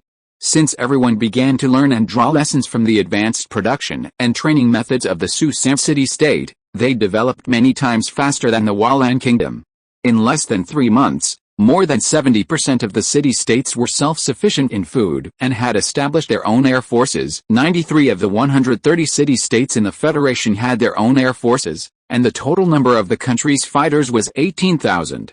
Just because the Red Ant Empire had a relatively large territory and was rich in flying insects such as beetles, they quickly formed a very large air force. No mistake. On the other hand, the Hualan Kingdom had a smaller territory and did not produce many beetles, but there were more locusts. Therefore, the entire country of Hualan had to work very hard to establish an air force with only 1,500 fighters of beetles. According to the latest intelligence, that the Hualan Kingdom's air force was less than 1/10 of the Red Ant Empire's air force. The Red Ant Army's commander-in-chief, cordyceps, and the generals of the combat staff were simply excited. They all agreed to start the battle plan against the Hualan Kingdom and report it to the head of state, Queen Saffron, for approval. Soon, Her Majesty Queen Saffron's instructions came down, and she also agreed to the attack plan against the Hualan Kingdom. Just as the Red Ant Empire was preparing to go to war with the Hualan Empire and was proceeding intensively, the entire Hualan Kingdom was almost kept in the dark. In particular, this strategic location, which the former Red Ant Kingdom called Rhinoceros Horn Island, was still immersed in the past fun. The highest officer, Major General Eat Farts and the head of the 9th Division, led 30,000 Fart soldiers to garrison here, but because there had been no war here for a long time, officers and soldiers at all levels were a little slack. Today is the Bath Festival of the Hualan Kingdom, and it is also the hottest day of the summer every year. The garrison barracks were noisy and festive. Everyone approached the stream to play with water, splash water, play and bathe. Generally, Fart soldiers played with each other, and officers at all levels also chatted and chatted. This time, even their top commander Guang Chipai joined in. The second in command of the garrison, the division chief of staff Niang Gunpai, saw the leader coming and waved his tentacles and said, "Lao Guang, why did you come just now? Everyone has been waiting for you for a long time. We are not like you. We have a lot of work to do. We can't just leave whenever we want." Guang Chipai waved his tentacles helplessly. "Now we are not fighting. Why do you have to work so hard? You don't understand. Sitting in my position has a great responsibility. There are many things that cannot be done carelessly." Chapter 164, Sudden Attack. What is so important? Tell me. Maybe we can help you with some work. For example, the food we eat is not fresh enough. People always fart after eating it. And the farts are stinky and loud. Tell me, is this annoying, Lao Guang? I'm not saying anything bad about you. Isn't your name Guang Chipai? You are blessed to eat so many farts today. You should be thankful. Why are you complaining, Bagayalu? You have a very bad conscience. The reason why I am called Guang Chipai is that I only eat the farts of our gods and humans, not the stinky farts of you little ants. Do you understand, sir? You can't belittle us ants like this, because you are also an ant, aren't you? A school-level officer retorted, waving his antennae. Although I am also an ant, I am a smart ant, an ant that worships gods and humans. Guang Chipai waved his antennae to defend. Who doesn't worship the gods? We worship the gods too, but we fart as usual and never belittle ourselves, the officers thought, but no one dared to speak out. Besides this farting thing, is there anything else that bothers you? Chief of Staff P. Fart asked, waving his tentacles. Otherwise, according to the report from the strongest spy I sent out, the enemy Red Ant country is building up an air force on a large scale, and even each city-state has built its own air force. I suspect that their air force may be far more than ours. This is what I am most worried about. It seems that the situation is a bit serious. I suggest that we should quickly report this matter to the headquarters, the Imperial Kyoto Operations General Staff, so that we can make full and safe preparations as soon as possible. Otherwise we will suffer a great loss. You are right, I am old and confused. Such a serious matter, I am still hesitant and don't know how to work. I will. Before he finished speaking, a sentry suddenly ran to report, pointing to the sky and waving his tentacles and said, "Look, enemy planes." Everyone hurriedly looked up at the sky. In the distance, the scarab planes that covered the sky like dark clouds were flying over their heads. Once they approached their heads, they would surely drop many acid ant bombs. At this time, the Chief of Staff P. Rolling Fart was the first to react. He immediately waved his tentacles and shouted, "Hide in the tunnel quickly, quickly, quickly, Then, he grabbed one of the division commander Eat Fart's front paws and ran to the nearest tunnel entrance. The Red Ant Empire took advantage of the Japanese Blue Empire's Bath Festival to launch a sneak attack. It can be said that it has been planned for a long time.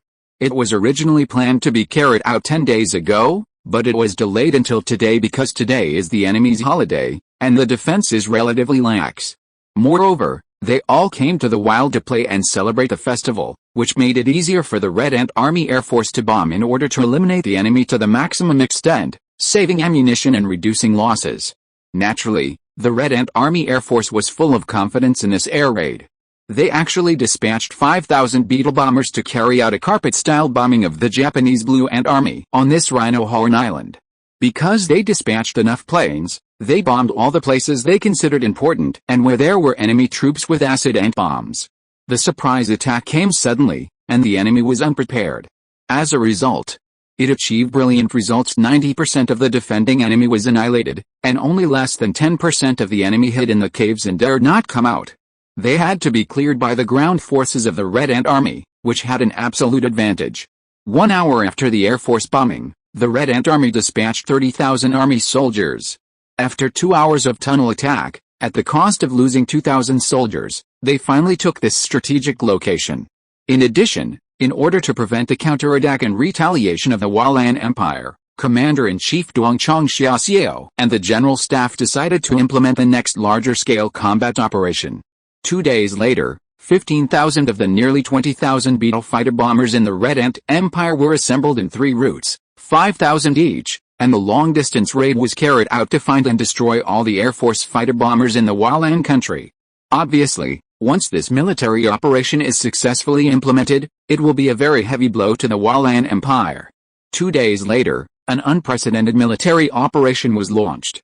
There were 18,000 Beetles participating in the air raid. 15,000 of them were divided into 3 groups, left, middle and right, with 5,000 in each group. The remaining 3,000 were kept as a reserve and placed in the rear closest to Rhinoceros Island. 3 flying fighter bomber groups were like 3 huge golden clouds, flying over the Japanese Blue Empire. Moreover, the improved and trained Beetles were more dedicated and efficient than before. In the past, they had to stop and rest for 10 to 20 seconds every time they flew dozens or hundreds of meters, but now they can fly 100 to 200 meters before they need to stop and rest for 7 or 8 seconds. After less than a month of bombing, the Japanese Blue Kingdom's Beetle fighter bombers were almost lost by more than 85%. The Red Ant Army's Air Force also bombed the Japanese Blue Kingdom's grain transport team and grain warehouse, and even bombed the Japanese Blue Ant Army's troop assembly area, causing the Japanese Blue Empire to suffer heavy losses. No mistakes, 1 post, 1 content, 1 book, 1 forum, 1 6, 1 9, 1 book, 1 forum, 1 look. The whole country of Hualan hated the Red Ant Empire's Air Force and the Red Ant Empire Federation with a vengeance, and vowed to retaliate with 10 or even 100 times more powerful means. So, in such a miserable predicament, what other ways does the Hualan Empire have to retaliate? Almost all officers and generals at all levels of the Red Ant Empire believed that Hualan would never recover and it would be impossible to take revenge, so they could now sit back and relax.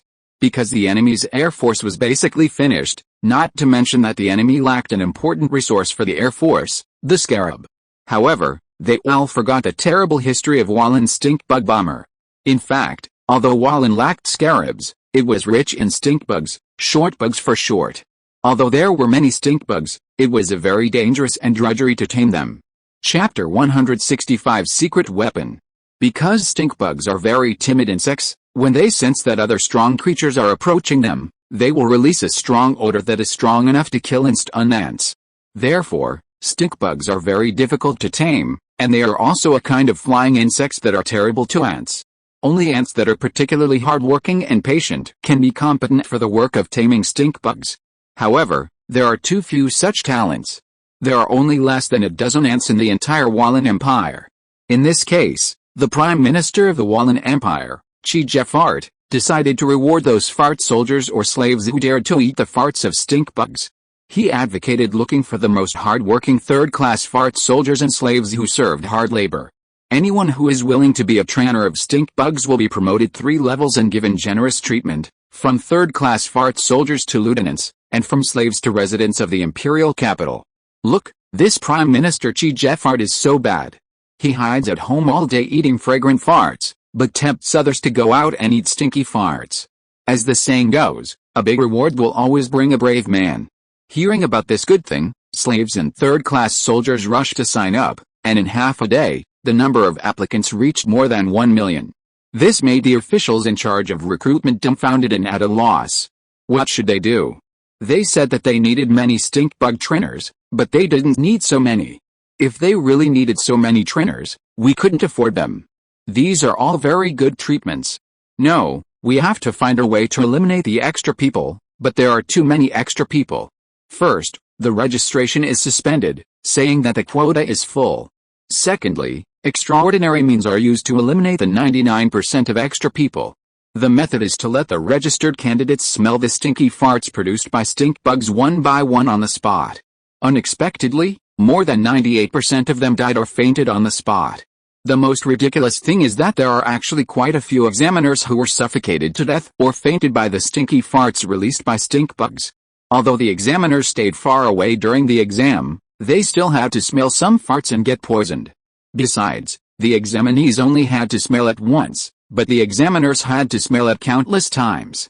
Although they didn't smell much each time, it accumulated to a lot. In addition, almost all the examiners who were too dedicated were killed by the farts, and those who fainted were the examiners who were not very dedicated. Finally, after almost a month of smelling farts, about 29,000 examinees passed the exam. Most of the other more than 1 million examinees fainted, and as many as 147,300 died. More than 1,800 examiners were also killed by the farts. What a powerful fart bug. It's like a super poison gas bomb.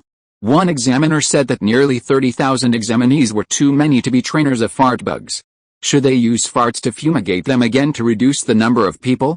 Most of the examiners were scared and didn't dare to try again. They said that it was just like that. In the end, no one had made up their mind, so they had to report to the general staff of the Walan Empire and let their superiors make the decision. According to the meaning of the general staff of the Walan Empire, of course. The more stink bug trainers the better, so that more stink bug bombers can be made. There was only one problem that forced them to reconsider, that is, the treatment they should be given.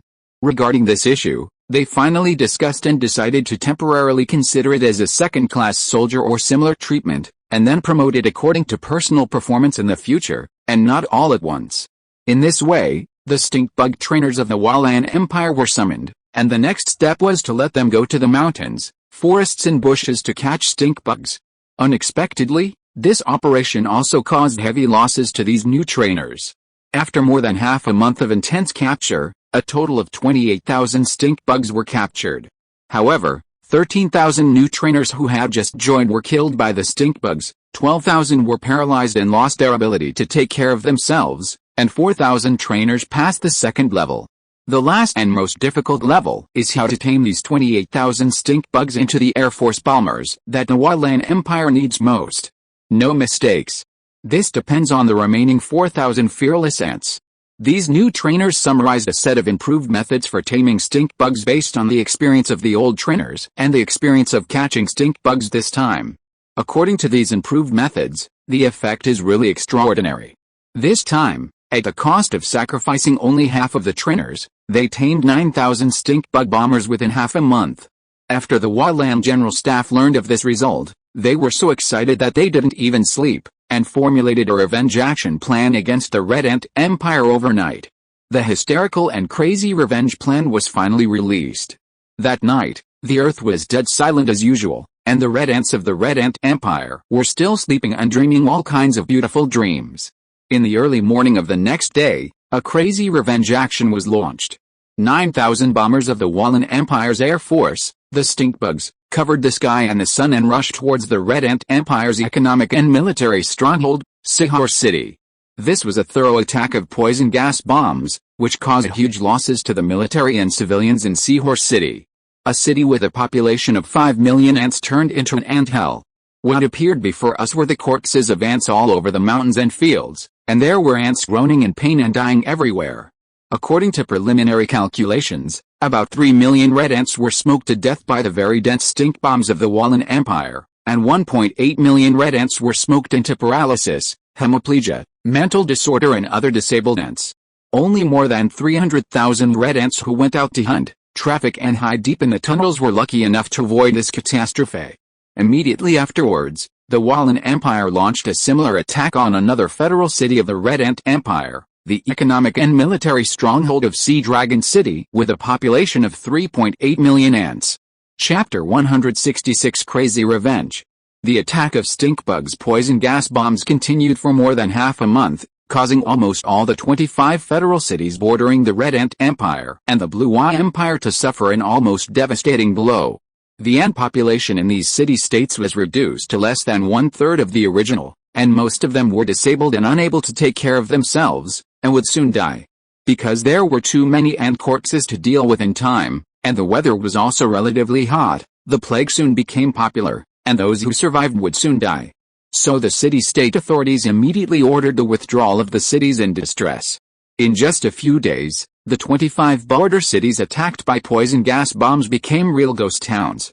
At the same time, due to the continuous flight bombing for more than 20 days, and the fact that the stink bugs' flying ability and flying distance were far inferior to those of the scarab beetles, the group of stink bugs was very overwhelmed.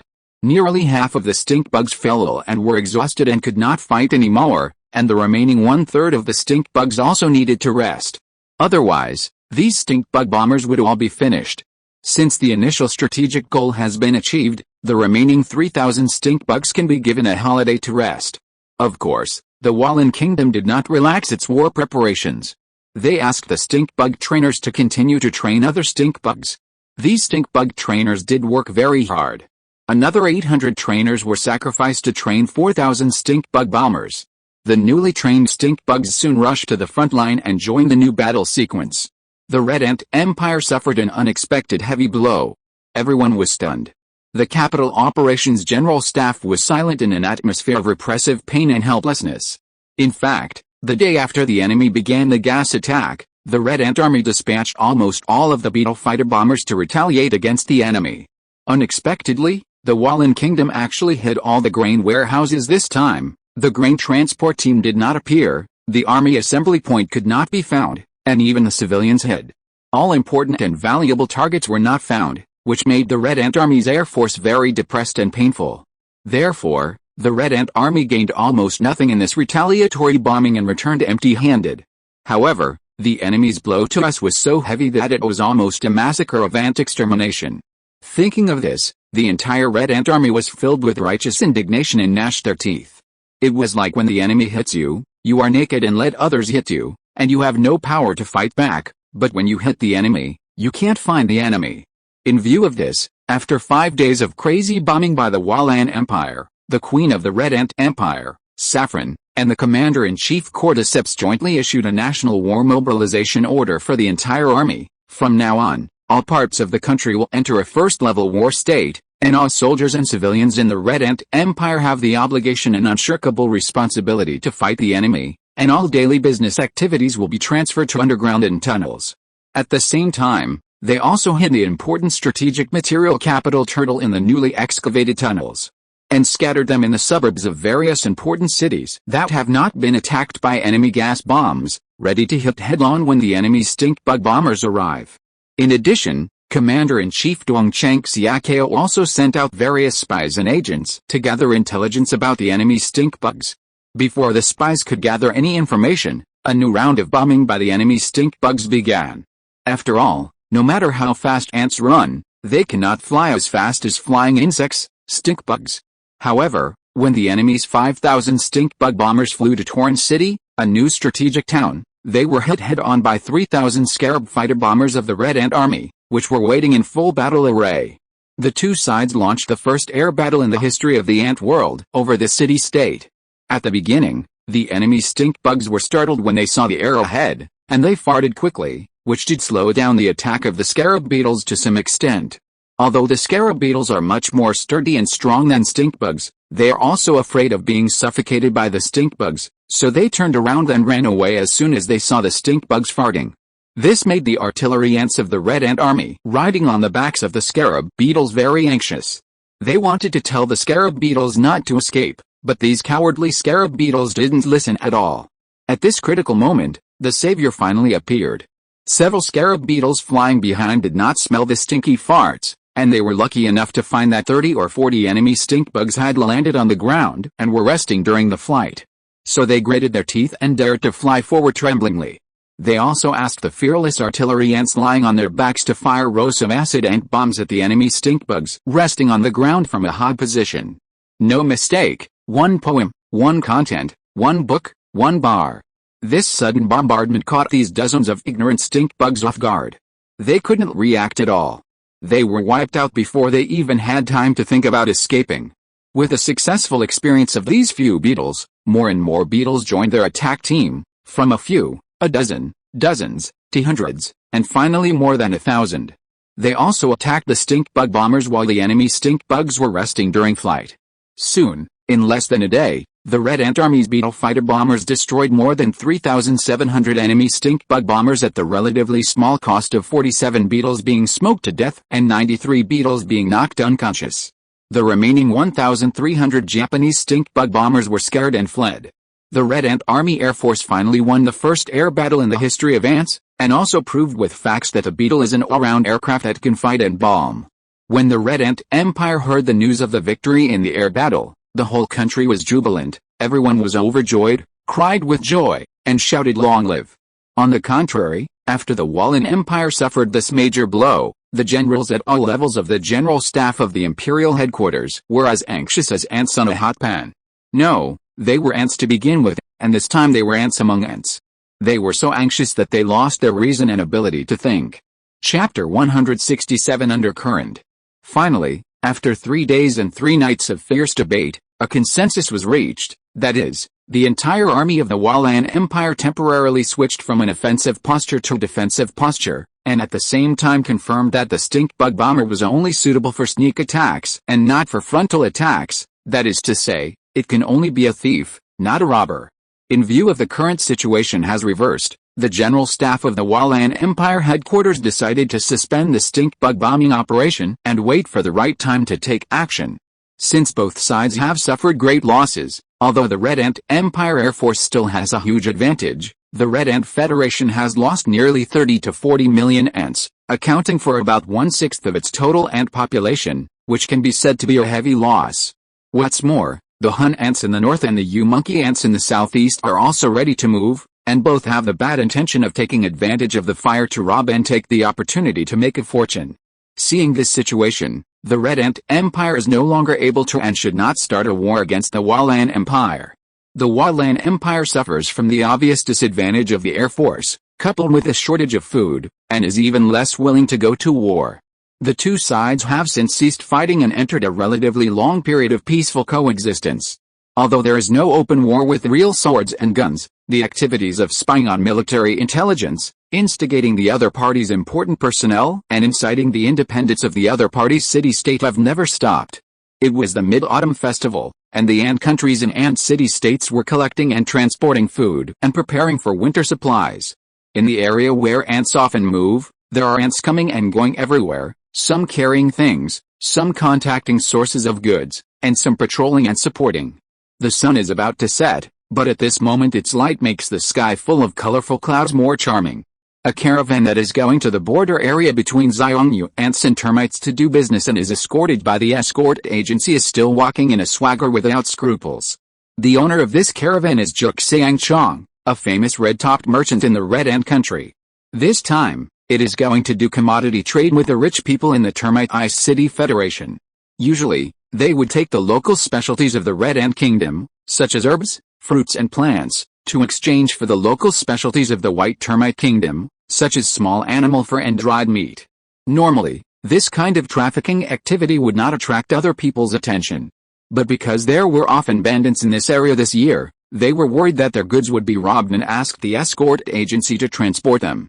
In fact, there were no bandits or robbers in this area before, but this summer, the Xiongnu ants failed to attack the Red Ant Kingdom and were defeated by the Red Ant Kingdom and fled everywhere. Usually this is also called stealing chickens but losing a handful of rice, not catching foxes but getting into trouble. The failure of this war led to the emergence of many stragglers who were unwilling to return to the team and were afraid of death in the territory controlled by the Xiongnu ants. In order to continue to survive, they occupied the mountains and became bandits and robbers, and started robbing houses and villages. Those caravans that trafficked goods naturally became one of their targets for robbery. Last time, the goods were intercepted by these lawless guys on the way before they reached the destination. Because of this, the red-topped merchant Zhou Xiangchang gritted his teeth and spent a lot of money to invite the famous Hongyun escort agency in Beijing to escort the caravan.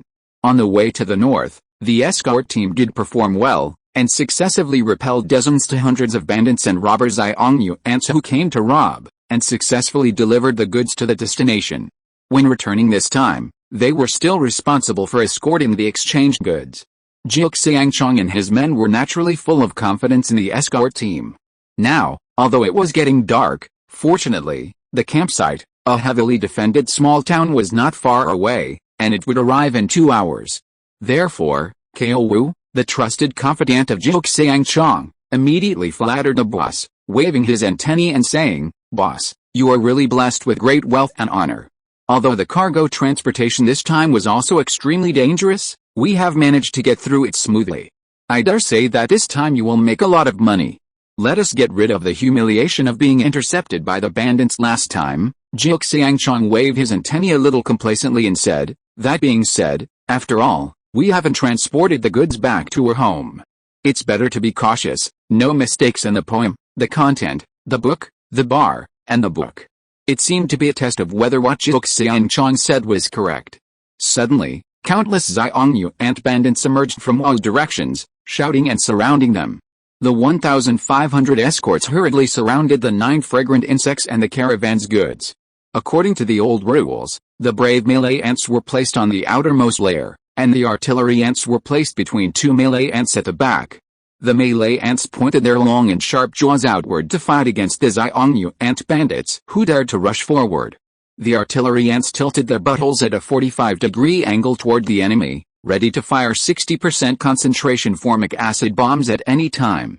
Unexpectedly, this time the Xiongnu ants became smarter than last time.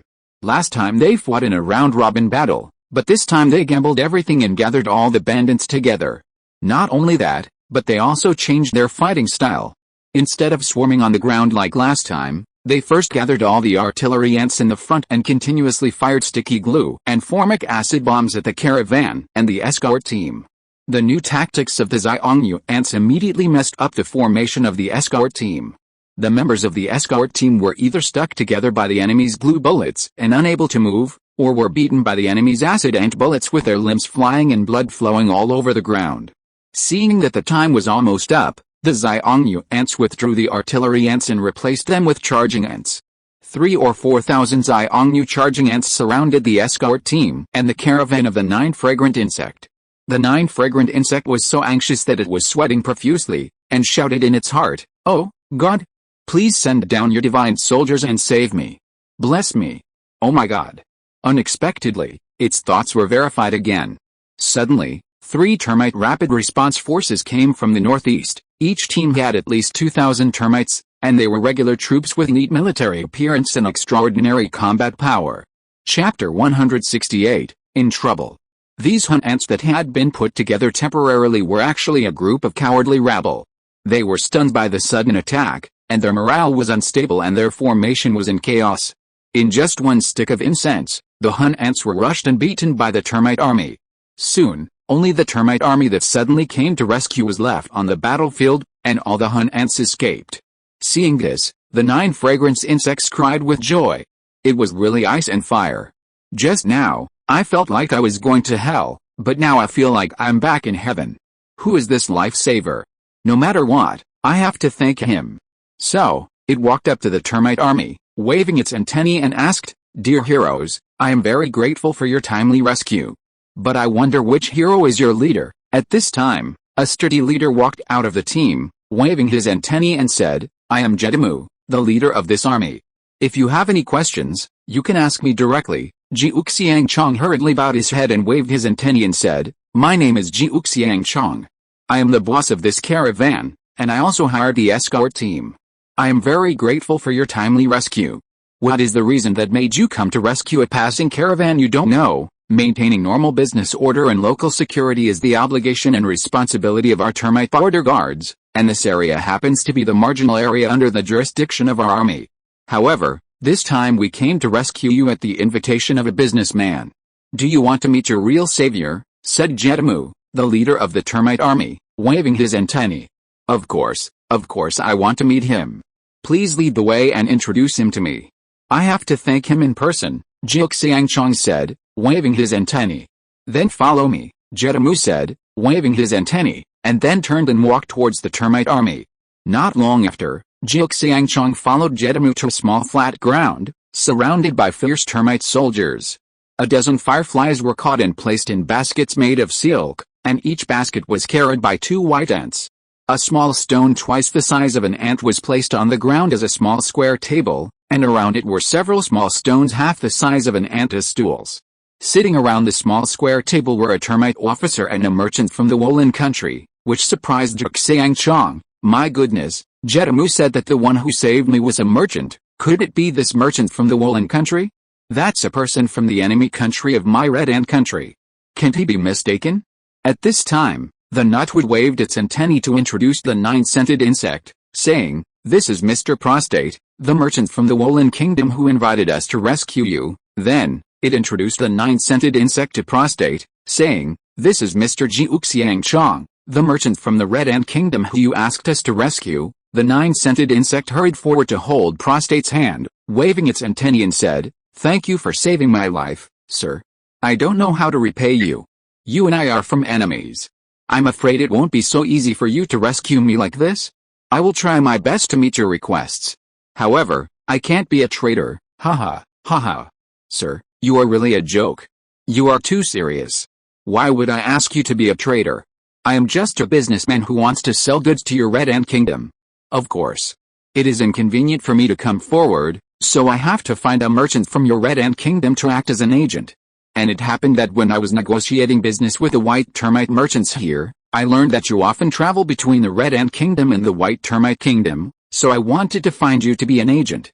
Seeing that you were in some trouble today, I just asked the termite merchant to let their border guards rescue you. This is just a trivial matter, so it's not worth mentioning. If you feel really sorry, then let it be my gift to you." Prostate had already thought of the reason in advance, and now he said it calmly while dancing his tentacles. Obviously, this Prostate merchant is the Colonel Prostate, a top student of the Military Academy of Kyoto Imperial University of the Japanese Blue Empire, and the former captain of the Fleet Cavalry Brigade. This time, he was ordered by the new chief of the General Staff of the Japanese Blue Empire headquarters, Lieutenant General Urinary Incontinence, to find a way to infiltrate the high level of the Red Ant Empire, through the red-topped merchants of the Red Ant country, to implement the next step of a bigger conspiracy. In order to complete this important mission, Prostate racked his brains. First, how to gain the trust of the red-topped merchants of the Red Ant country. No mistakes in one song, one post, one content, one book, one bar. Secondly, how to control this red-topped merchant and make him work for himself. For this first step, he personally led a main division with 50,000 soldiers and quietly came to the border area between the Red Ant Empire and the Xiongnu ants and the termites. He had already learned in advance that several merchants from the Red Ant Kingdom often went to the Xiongnu ants and the termites to do business in trafficking goods, so he decided to find ant soldiers from other countries as his own pseudo-army before looking for agents from the Red Ant Kingdom. With accurate intelligence provided by a spy, he surrounded and persuaded a 5,600 isolated and helpless border guard of the termite army with nearly 10 times the force, and used his special ecstasy drug Ecstasy U to control several generals of this termite army for a long time. From then on, he completely turned this termite army into a private army loyal to his Prostate.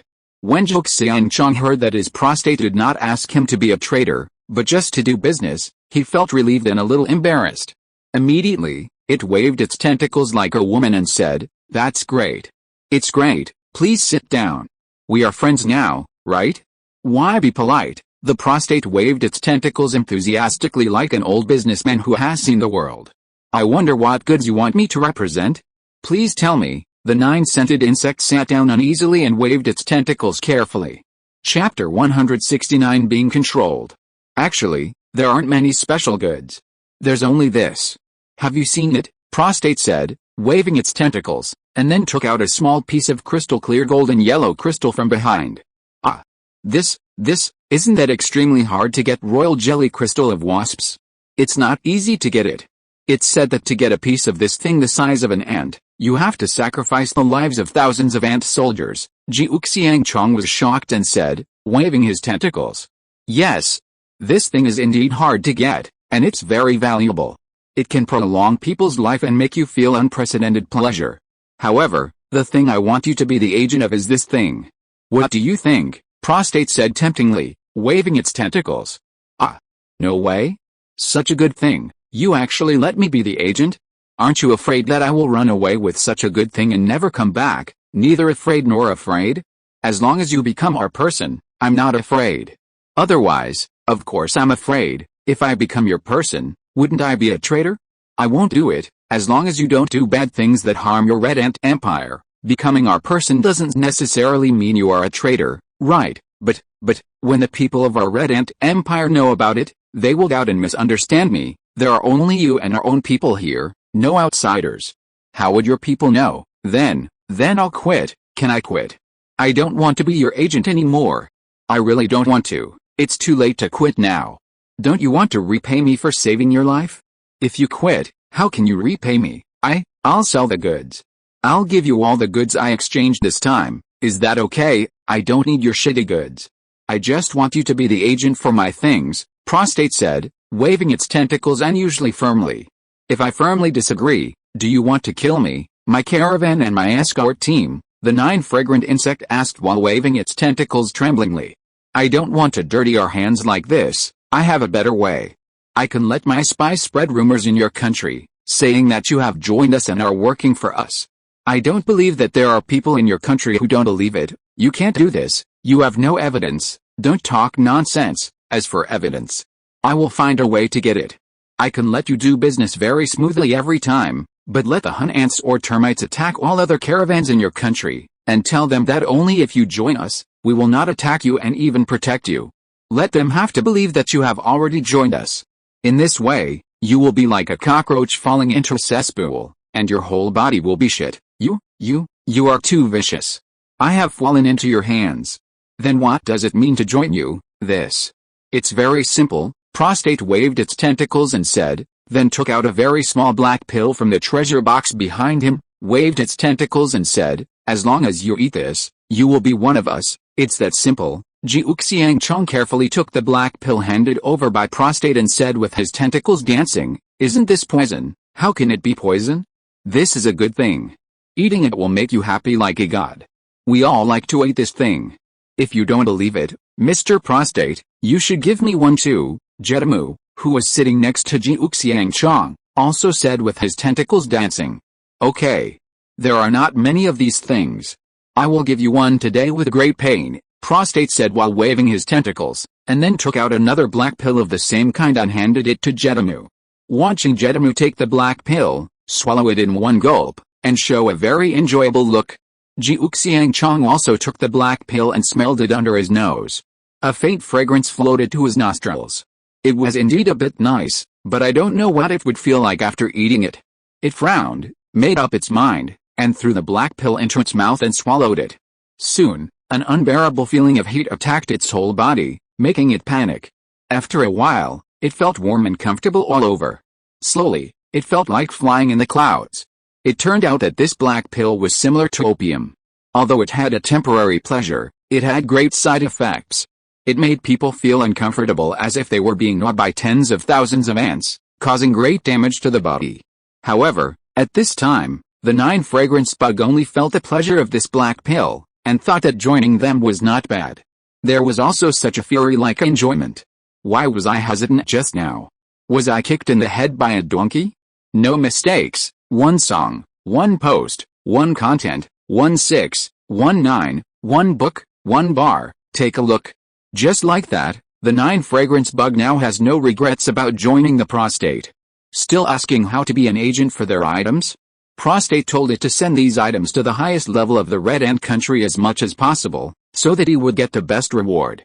Jiuxiangchong immediately said that it was okay, because it should have a wide network of people in the capital, and it should be able to sell these precious items to the highest level. That night, Prostate invited Zhuge Xiangchong and his party to stay in the barracks of its private army, the Termite Army, in the wild, and Zhuge Xiangchong readily agreed. The next morning, Zhuge Xiangchong had just gotten up for a short time, and he felt weak all over and couldn't get up, a typical symptom of opium ghost. When it had breakfast, washed up and was ready to leave, it felt even more uncomfortable all over, as if its bones were bitten by tens of thousands of ants. It felt more and more scared, not knowing what disease it had, and wanted to ask Prostate what was going on. Just at this time, Prostate also got up and came over to ask him how he slept last night. Zhuge Xiangchong said that he slept well last night, but now he felt very uncomfortable, and he didn't know why. Prostate laughed and said that this was normal, which meant that Zhuge Xiangchong had officially joined their organization. Zhuge Xiangchong asked in confusion, "Does it have to be so uncomfortable to join the organization?" If you're listening to this novel on a channel other than Fanfic World, it means they downloaded and uploaded it without effort. We cordially invite you to visit our channel, Mundo Fanfic Novelis. There you'll find the original version of this story and you can explore many other novels of various genres. We're waiting for you to immerse yourself in a world of incredible novels. Chapter 170 Controlling the Puppet. Prostate smiled and did not answer his question. Instead, it gave him another black pill, the same one as last night, and waved its tentacles and said, "Take this and you will feel better." "Ah. Still want to eat it?" Nine-scented insect said, waving its tentacles. "It has already caused me so much trouble. This thing may have some side effects at first, but it will be fine if you eat more." "Really? You didn't lie to me. Why would I lie to you? You and I are family now." Nine-scented insect was really uncomfortable now, and had no choice but to take the black pill from Prostate with doubt and swallow it obediently. Sure enough, not long after, Nine-scented insect felt that his whole body was very comfortable like last night, and even felt a little ecstatic. Just now, it felt so uncomfortable that it just wanted to cry, but now it felt so comfortable that it wanted to laugh again. Prostate told Nine-scented insect that this black pill was called Comfort and Joy Pill, which could make people happy or sad. In fact, Zhuge Xiangchong has now been controlled by Prostate like a puppet in his hands, and even the most basic emotions of joy, anger, sorrow and happiness are beyond his control. But until now, Zhuge Xiangchong is still foolishly kept in the dark. It still thinks that if it eats more of these black pills, it will get used to it and nothing will happen. Prostate asked Zhuge Xiangchong, "How many days will it take to return from this business trip?" Zhuge Xiangchong said it would take about half a month. Prostate counted out 20 black pills from the treasure box and gave them to Zhuge Xiangchong, asking Zhuge Xiangchong to take one every night, and warned it not to take more, otherwise it would be life-threatening. Zhuge Xiangchong was shocked when he heard it, and hurriedly took the pills tremblingly and put them away carefully. Prostate also asked Zhuge Xiangchong to tell him his address, saying that after 20 days, he would send someone to deliver the black pills to him on time, hoping that Zhuge Xiangchong would do what he promised as soon as possible. Then, it handed the small wooden box containing a large piece of crystal clear gold and royal jelly crystals of wasp to Zhuge Xiangchong, saying that this was a very valuable gift, so be careful not to lose it. Zhuge Xiangchong agreed, took the gift, and said goodbye to Prostate. More than half a month later, Zhuge Xiangchong finally returned to the capital with a caravan and escort team, and began to carry out the task assigned by Prostate. After more than half a month of torment in the two worlds of heaven and earth, Zhuge Xiangchong finally understood it thoroughly. It was controlled by others and had to work for others involuntarily, unless it didn't want to live. Now it can't live without this drug black pill for a day. Prostate has told it to go west and it dares not go east. Now, Prostate has given it a very clear task, which is to bribe and control the confidants around Cordyceps sinensis, the commander-in-chief of the Red Ant Empire. After many channels and inquiries, Zhuge Xiangchong finally figured out, Commander-in-Chief Dongchong Ko's most trusted person is his bodyguard Gu Gangke, because Gu Gangke is loyal to the Commander-in-Chief. Every time Dongchong Ko goes to the front line, it is always guarded by it. It has saved the Commander-in-Chief's life 3 times. It seems that as long as he bribes and controls this Gu Gangke, there is no worry that he cannot sell the Wasp Royal Jelly Crystal to Commander-in-Chief Dongchong Ko.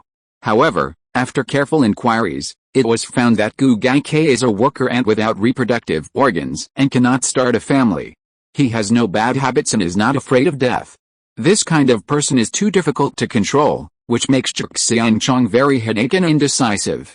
It happened that his opium addiction broke out again, and Xiangchang's black pills had just been eaten. Xiangchong felt itchy and painful on his body, which became more and more unbearable. He was so anxious that he was sweating and cursed the prostate devil for being a piece of shit. Just when it was about to faint from the discomfort, its butler ran in and said that someone wanted to see him, so he immediately asked the butler to call that person in. The person who came was to deliver medicine to it, and he also brought 30 black pills to Xiangchong, and explained that some of the pills were for Xiangchong to give to the people it wanted to bribe and control. Xiangchong quickly swallowed a pill and felt better, and then said that it encountered a problem. There was a guy who made it hesitant, and the main problem was that the guy was not afraid of death. No mistake, one post, one content, 1619, one book, one bar, one look. The person who came relayed the instructions of the prostate, saying that it was best to stay away from guys who were not afraid of death. These guys might do bad things if they were not handled properly, so it was better to find those who were greedy for life and afraid of death, so that the chance of success would be greater. After listening to the words of the prostate envoy, Xiangchong felt enlightened, and was very surprised to thank the envoy for his advice, and ordered the butler to prepare the best food to entertain the envoy. After the envoy left, the 9-scented insect gave up on the dog liver vegetable. It re-examined the people around the commander-in-chief cordyceps sinensis and found that there was a person that could be included in its sight. That was one of the commander-in-chief's favorite people, his brother-in-law, Annis. This person was lazy and greedy, not doing his job properly, greedy, and afraid of death, which just met the requirements of the 9-scented insect for bribery and manipulation. So, the 9-scented insect used all his strength to mobilize his people connections, and finally met Annis through many roundabout introductions. For this first meeting, the 9-scented insect spent a lot of money. Not only did it give Annis many valuable gifts, but it also gave Annis several beauties for him to enjoy. Not only that, the 9-scented insect often found various excuses to ask Annis out to play, and invited him to various banquets, cocktail parties and masquerade balls specially arranged by him. In this way, under the bombardment of so many sugar-coated bullets, it didn't take long for Horned Fennel to surrender and finally become the best friend and closest partner of 9-scented Bug.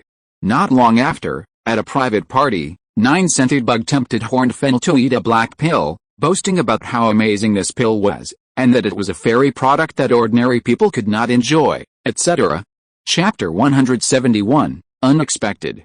After Fennel took the black pill, the 9-scented Bug was so happy that it felt like it had won a gold ingot. It could finally control other people. It couldn't just let itself be controlled by other people while it couldn't control people. That would be too unfair. It's like those AIDS patients who wish everyone in the world had AIDS. Their mentality has been completely distorted. Not long after Fennel took the opium black pill, it felt like a fairy, very comfortable, and praised the 9-scented Bug, thinking it had made a good friend. However, when it woke up the next morning, it found something wrong. Not only was it weak all over, but it also felt more and more uncomfortable, as if there were 10,000 ants crawling all over its body and biting its bones. It couldn't help but curse the 9-scented Bug in its heart. Bastard, you dare to lie to me, don't you want to live? Just as he was burning with rage, he suddenly saw the guard come and waving his tentacles and report, a merchant named Xiangchong wants to see you. Annis immediately waved his tentacles and shouted, hurry up and ask that guy to come in and die. After a while, Xiangchong walked in with a smile on his face.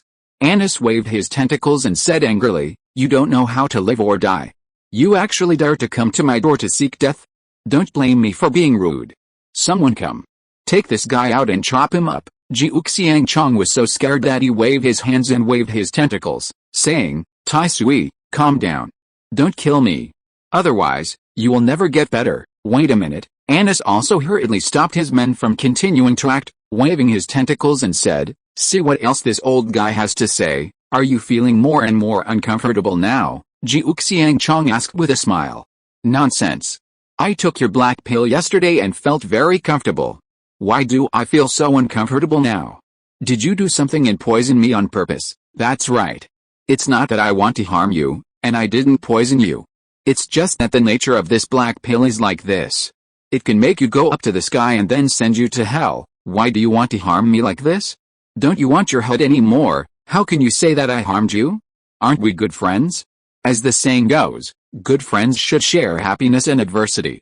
What's more, I have taken this black pill a long time ago. Look, I'm fine now, so you have an antidote? Bring it to me quickly. The antidote to this black pill is the pill itself. As for a long-term effective antidote, I have never heard of it. I've come here specially to deliver the antidote. I'll give it to you right now. After saying that, Jiu Xiangchong took a straw bag from his attendant, and took out 5 black pills from the bag, and told him to take 1 pill a day, and only when he felt very uncomfortable, and never take more, otherwise his life would be in danger, so he was told to take care of himself. I feel more and more uncomfortable now. No matter what antidote it is, take it first. After saying that, Anis picked up a black pill and threw it into his mouth immediately. From then on, Anis, the commander-in-chief's brother-in-law, became a puppet in Jiu Xiangchong's hands, and he could do whatever he wanted, and he himself was a puppet of the prostate. Then whose puppet is the prostate? Maybe it's a puppet of urinary incontinence, or a puppet of eating farts. Now, Jiu Xiangchong found that Anis was more obedient than when he was addicted to opium, so he felt relieved.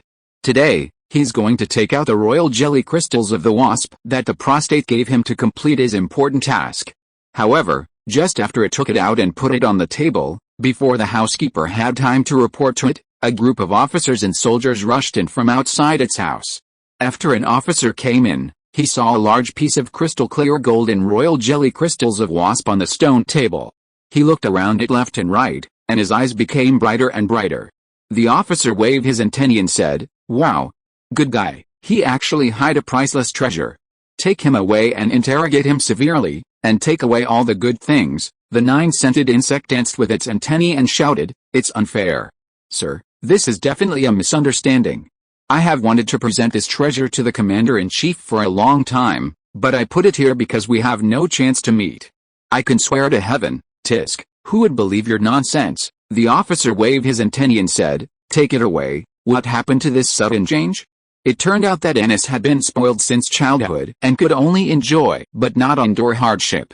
It only liked the feeling of being in the air when the black pills made it feel like a fairy, but it was afraid and hated the pain and helplessness that the pills brought to it.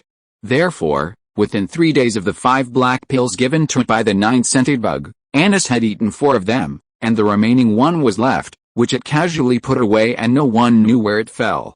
It had planned to go to the 9-scented bug to ask for it right away. It was a perfect poem, a post, a content, a 6-9 book, a bar, and a look. But it never thought that when it got anxious and angry, its drug addiction would come early. This time it seemed to be more uncomfortable than the last time. It was so itchy that it couldn't stand it, so it rolled on the ground. At this time, the commander-in-chief, Cordyceps sinensis, suddenly came to see it. The guard wanted to come in to report it, but was stopped by the commander-in-chief. When Cordyceps sinensis entered the inner room, he saw Anis rolling on the ground and was very surprised. When the brother-in-law saw his father-in-law coming, he waved his tentacles and shouted without thinking, "Black pills, black pills, what black pills? What's going on?" Cordyceps looked down at him and waved his tentacles. "Go ask the merchant Jiu Xiangchong for it. He has it." "Guards," Cordyceps shouted, and a guard officer rushed in and waved his tentacles and asked, "Commander-in-chief, what do you want?" After Cordyceps asked Anis about Jiu Xiangchong's address, he ordered the guard officer to lead a team to that address to capture Jiu Xiangchong for interrogation. So, the story above about Jiu Xiangchong being taken away by a group of soldiers for no apparent reason appeared. Chapter 172 Unexpected. Soon, the 9-scented bug was brought to the home of Horned Fennel by the guards and stood before Cordyceps. At this time, Horned Fennel was lying on the ground in pain, crying and sniffling. When she saw the 9-scented bug being brought in, she waved her tentacles as if she had grabbed a life-saving straw and said, "9-scented bug, give me the antidote quickly." Cordyceps also stared at the 9-scented bug fiercely, waving her tentacles and saying, "Take out the antidote quickly." The guards let go of the 9-scented bug and let it take out a black pill from a wooden box carried by the guards and handed it to Horned Fennel. Horned Fennel grabbed the pill and stuffed it into its mouth and swallowed it. After a while, it climbed up and danced with excitement.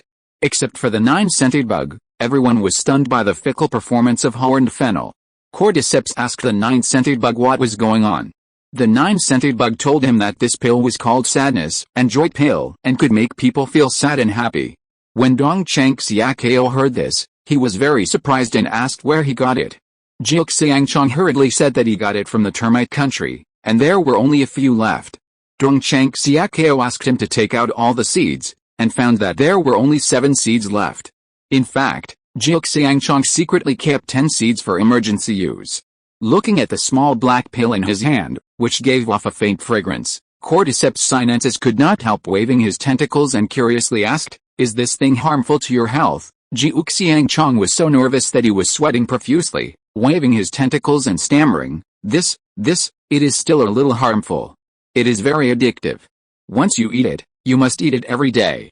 If you don't eat it one day, you will feel very uncomfortable and very unpleasant." Cordyceps sinensis put down the pill thoughtfully, waving his tentacles and said, "In this case, you should keep it for yourself." Just as Cordyceps sinensis got up and prepared to leave, suddenly the guard officer who led the team to capture Jiu Xiangchong waved his tentacles and said, "Commander-in-Chief, we also found a treasure in Jiu Xiangchong's home." Cordyceps sinensis waved his tentacles curiously and said, "Oh. What treasure is it?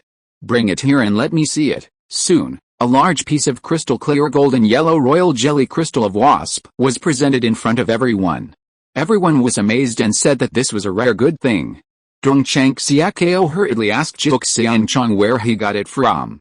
Jiu Xiangchong claimed that he spent almost half of his family property to buy it from a wealthy man in the termite country and was going to give it to the commander-in-chief so that he could have a good family background. Dong Chang Xiaokao was quite moved after hearing this and said that he was worthy of being a patriotic red-topped businessman.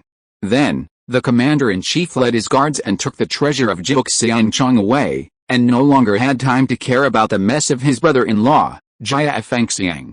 After they left and closed the door, Jiu Xiangchong and Jia Fengxiang, the two fools, hugged each other and laughed like childhood friends, and even played a game of rock-paper-scissors, brothers.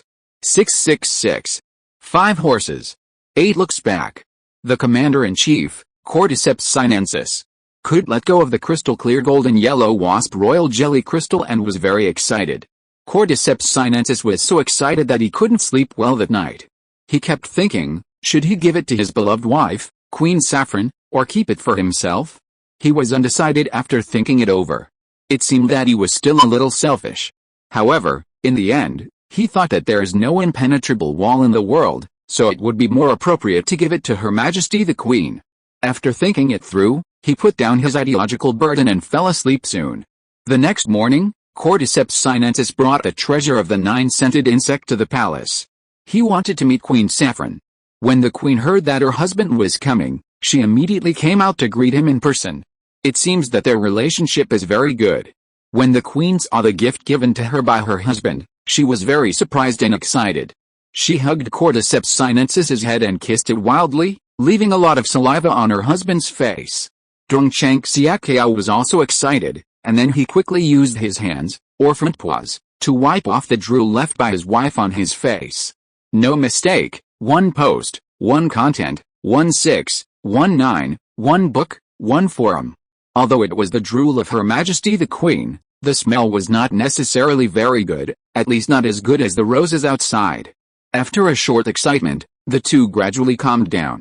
Looking at the crystal clear golden yellow wasp royal jelly crystal in front of them, which was so beautiful that it would tempt anyone, they couldn't help but fall into deep thought. Such a good thing, even if thousands of ant soldiers were sacrificed, it might not be possible to get it.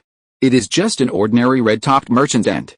Can it buy this treasure that can prolong the life of the queen or king of ants with only half of its family property? Is there any conspiracy here?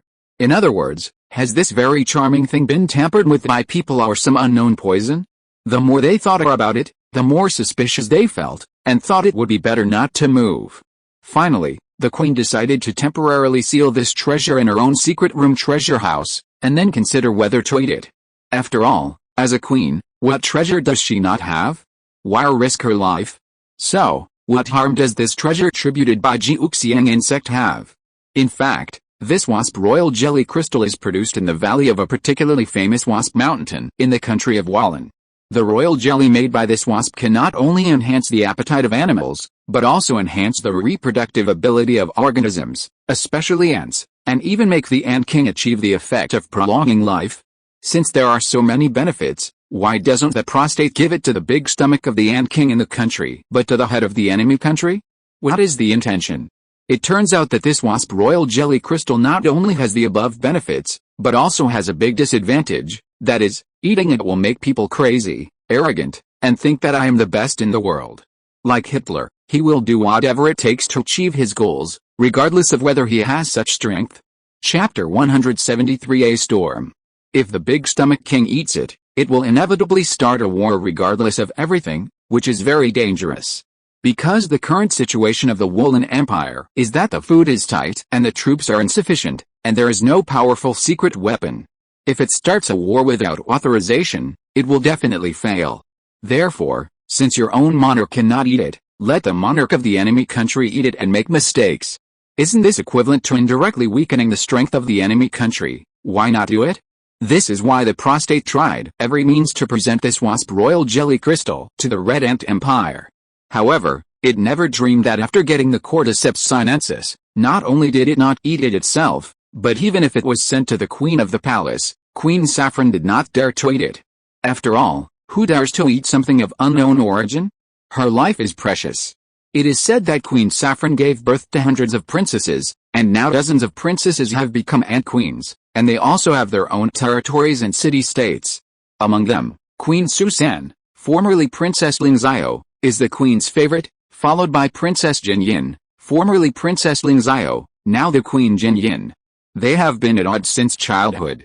Princess Jinyin always likes to compete with Princess Lingzio in all aspects, but she always loses, and she is always unwilling to accept it. It's like India now always likes to compete with China in all aspects, but she still refuses to accept defeat even if she can't.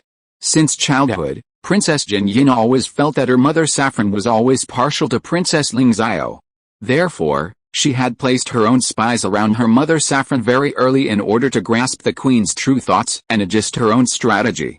On this day, the Queen Jinyin's palace's internal response discovered that the queen had stored the latest precious gift, the wasp royal jelly crystals, in the treasure house of the secret room. The internal response felt that this was very important news for the Queen Jinyin, so he revealed the news to the messenger sent by the Queen Jinyin, and asked the messenger to report to the Queen Jinyin. After receiving this news, the Queen of Gold and Silver Ants started to think, my mother is reluctant to eat it, what will happen if I eat it secretly? As long as I do it cleanly, even if I eat her treasure, I guess she won't be able to find out. Besides, where can I find such a treasure that prolongs life and enhances fertility? Such a good opportunity must not be given up, it is better to act as soon as possible. If any of the sisters get it first, it will be too late to regret. Thinking of this, she immediately ordered the messenger to inform the insider to get the treasure at all costs. The insider bribed the treasure manager of the secret room by threatening and increasing the amount of money, and took great efforts to get a part of the large piece of wasp royal jelly crystal, about a quarter of it, and finally sent it to the hands of the Queen of Gold and Silver Ants through the messenger. The Queen of Gold and Silver Ants was overjoyed and immediately opened her mouth to eat. Before she finished eating, she ordered the messenger to go back and kill the insider to prevent herself from being dragged into it after the matter was exposed. The messenger immediately returned to the palace to carry out the task of silencing. 2 days after eating the royal jelly crystals of wasps, the Queen of Gold and Silver Ants felt full of energy and vitality. She always wanted to find someone to shoot a few shots at her. No, she wanted to find a few men to shoot a few shots at her. After shooting, the Queen of Gold and Silver Ants felt that she was about to give birth, so she squatted in her special nursery and began to lay eggs. While laying eggs, she thought, I am now very powerful. My city-state is rich in scarabs. I have nearly 7,000 scarab bombers, the most in the Red Ant Federation, and nearly twice as many as that of Susan city-state. Haven't I been competing with her since I was a child? Now that I am strong, I should create a bigger career, expand my territory, and weaken the power of the enemy country. In the future, I will far surpass Princess Lingzio. Let's see if Queen Saffron dares to pass the throne to her. If the queen still insists on her own way, I will ruthlessly destroy Susan city-state. Let's see what she can do to me. The Queen of the Golden and Silver Ants finally decided to go to war with the Xiongnu Ants. With her powerful air force, she would definitely win the war. However, her city-state did not border the Xiongnu Ants city-state, and she had to cross 3 sister city-states. However, these 3 sister city-states had a good relationship with her. After all, when the Xiongnu Ants invaded in large numbers before, she had helped them a lot, which made them very grateful. This time, I am still going to fight the Xiongnu Ants. They shouldn't be stupid enough to object, right? The Queen of the Golden and Silver Ants thought. It's true that when the 3 sister city-states heard that the Queen of the Golden and Silver Ants was going to fight the Xiongnu Ants, they not only did not object, but also wanted to participate. The Queen of the Golden and Silver Ants was naturally overjoyed. In the end, it was agreed that the Queen of the Golden and Silver Ants would provide 6,000 beetle bombers and 700,000 field troops from the Air Force, and the other 3 sister city-states would provide a total of 2,000 beetles and 500,000 field troops. They would set off in 3 days with enough food and grass. A big storm was about to blow again. Most of the senior generals of the Red Ant Empire, including the Queen and the Commander-in-Chief, were still in the dark. They didn't know how this storm started. 3 days later, the Red Ant Empire's 1.2 million troops and 8,000 beetle bombers, under the command of Wei Shenayao, the commander of the Golden and Silver City-State of the Golden and Silver Ant Queen, raided the 3 city-states bordering the Xiongnu Ants and the Red Ant Kingdom, and captured them in one fell swoop. First, they used 8,000 beetle bombers to carpet bomb these 3 not-so-large city-states, destroying most of the enemy's manpower, and then they used an absolute advantage in force to attack, and quickly completed the set task for the day. The next day, the Red Ant Army, commanded by Wei Shenayao, used the same tactics to capture 5 Xiongnu Ant city-states and captured a large number of enemy troops, most of whom were various ants who sold themselves as slaves to serve the Xiongnu Ants for life, such as black ants, white termites, yellow ants and red ants. Wei Shenayao decided to kill all the captured Hun ants, because one Hun ant actually needed 3 ants of other types to serve it, which was too comfortable and a waste of resources and food. On the contrary, Wei Shenayao organized the captured slave ants into several logistics and transportation teams for the Red Ant Army.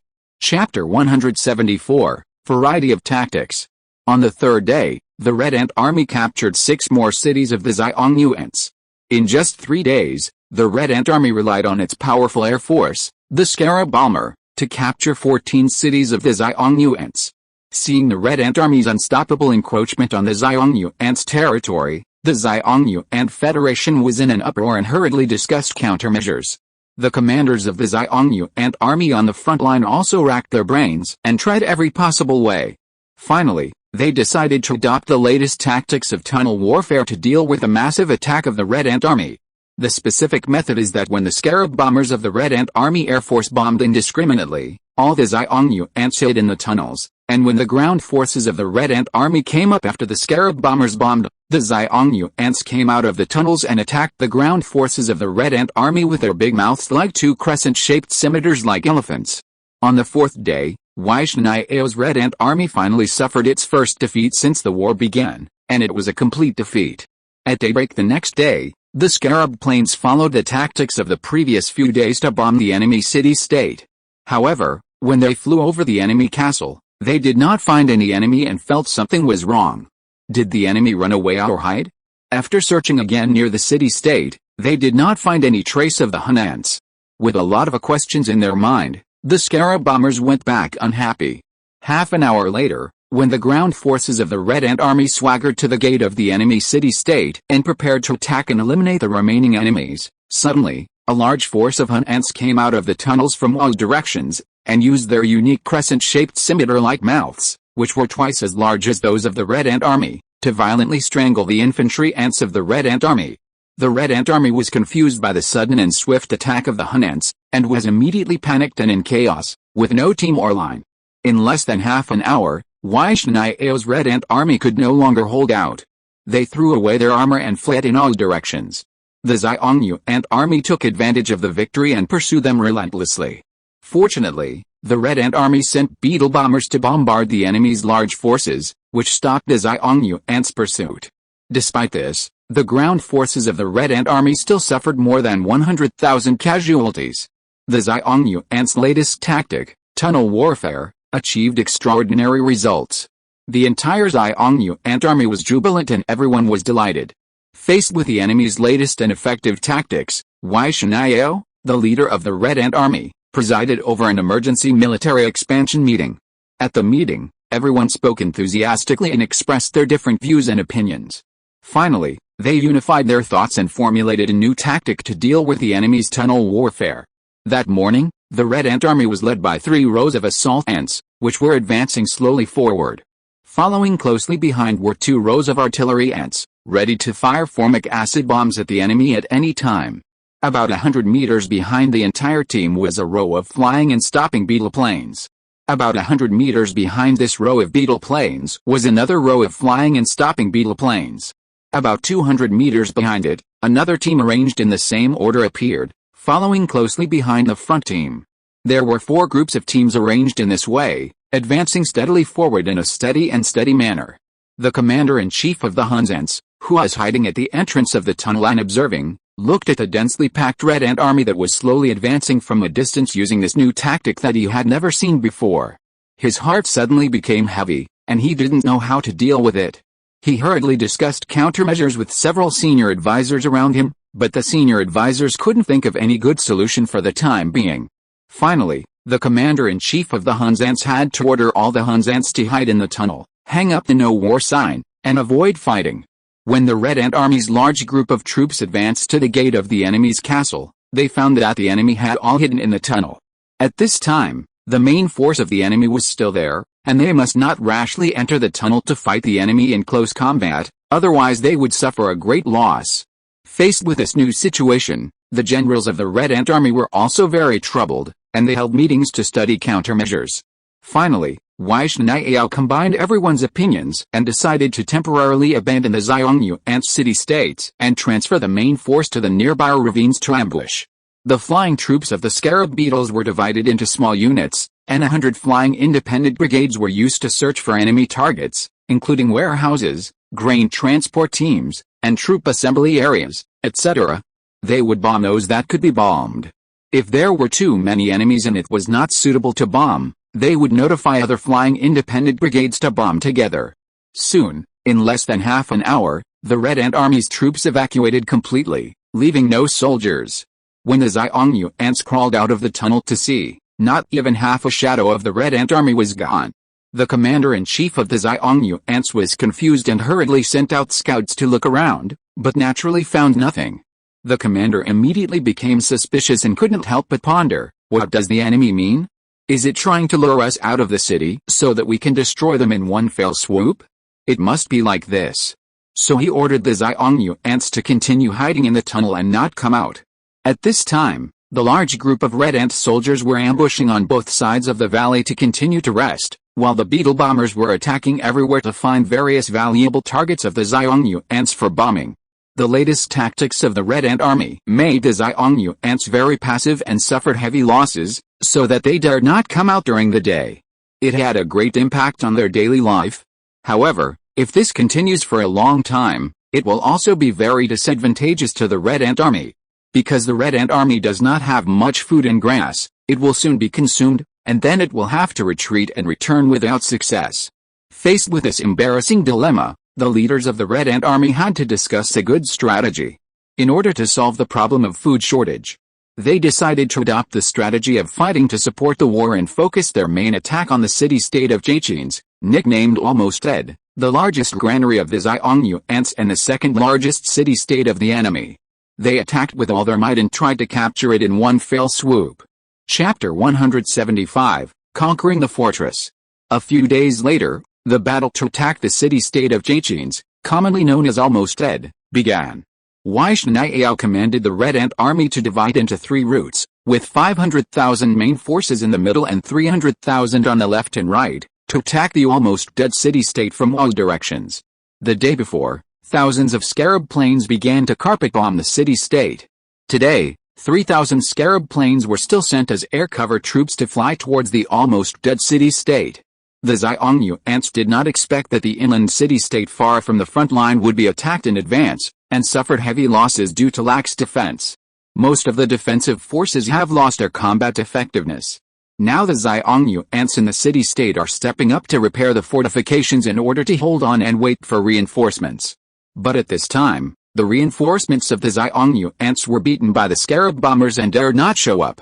What's more, Wishnaiao also arranged two armies on the left and right around the almost dead city-state for the purpose of encircling the point and attacking the reinforcements. The Central Army was responsible for the main attack on the enemy's central castle. The battle to attack the almost dead city-state was going on fiercely. Originally, the city-state had more than 1.5 million defenders and more than a dozen defense lines, which could be described as impregnable. Unexpectedly, yesterday, it was suddenly and fiercely bombed by thousands of huge beetle bombers, resulting in huge losses. Now there are only more than 300,000 remnants left to defend it. The sky at dawn gradually changed from fish belly white to light blue, and continued to fade, almost blue-white, hazy, as if separated by a layer of blue mist. In the early morning of this day, another 3,000 beetle planes flew in the sky and carried out a heavy rain-like ground bombing of the 13 defense positions outside the almost dead castle. Most of the more than 200,000 Hun ant garrisons were wiped out, and now only 50,000 to 60,000 remnants are left here to make their last struggle. A commander of the Red Ant Army raised an antennae and released a smell, attack. Soon, the smell of war roared from tens of thousands or even hundreds of thousands of raised antennae. The Hun ant defenders held the ground tightly with their claws and lay on the ground to welcome the enemy's attack. Dozens of Red Ant Army corps rushed forward. The charging ants rushed forward, and the artillery ants followed closely and advanced rapidly. The fighting ants ran with their heads held high so that their long-lipped blades would not interfere with each other. The small infantry stepped on the bodies of the large infantry, using them as rolling blankets, and walked faster. In front of so many people and horses, the ground shook. After a while, the two armies came into close combat, and the front row of the Red Ant Army charging ants intertwined with the front row of the enemy's Hun ants. At the beginning, because the number of Red Ant Army charging ants rushing to the enemy's defense line was not too large, they were quickly eliminated by the powerful big jaws of the Hun ants. However, as the Red Ant Army artillery ants rushed up and fired formic acid bombs at the Hun ants continuously, and the fighting ants arrived in time and joined the battle, the Hun ants soon couldn't resist and quickly retreated to the second line of defense. Then, the second line of defense was also easily broken. Just like that, before long, the third, fourth, fifth, and 13th lines of defense were all breached. The entire outer fortifications of the Xiongnu ant garrison fell within a day. At night, the Red Ant Army stopped the attack, and they surrounded the almost dead castle in 3 layers. Since there were still 70,000 to 80,000 enemy fresh troops in the castle, and this castle was the largest granary of the Xiongnu ant Federation, the enemy could defend it for several years without any problem. It seems that a strong attack is impossible, and the only way is to outsmart it. How to outsmart it? This is the most troublesome problem facing the Red Ant Army at present, not to mention that the food and grass brought by the Red Ant Army this time can't last for a few days. Wishnaiao called everyone to a meeting to pool their wisdom and brains to find a solution.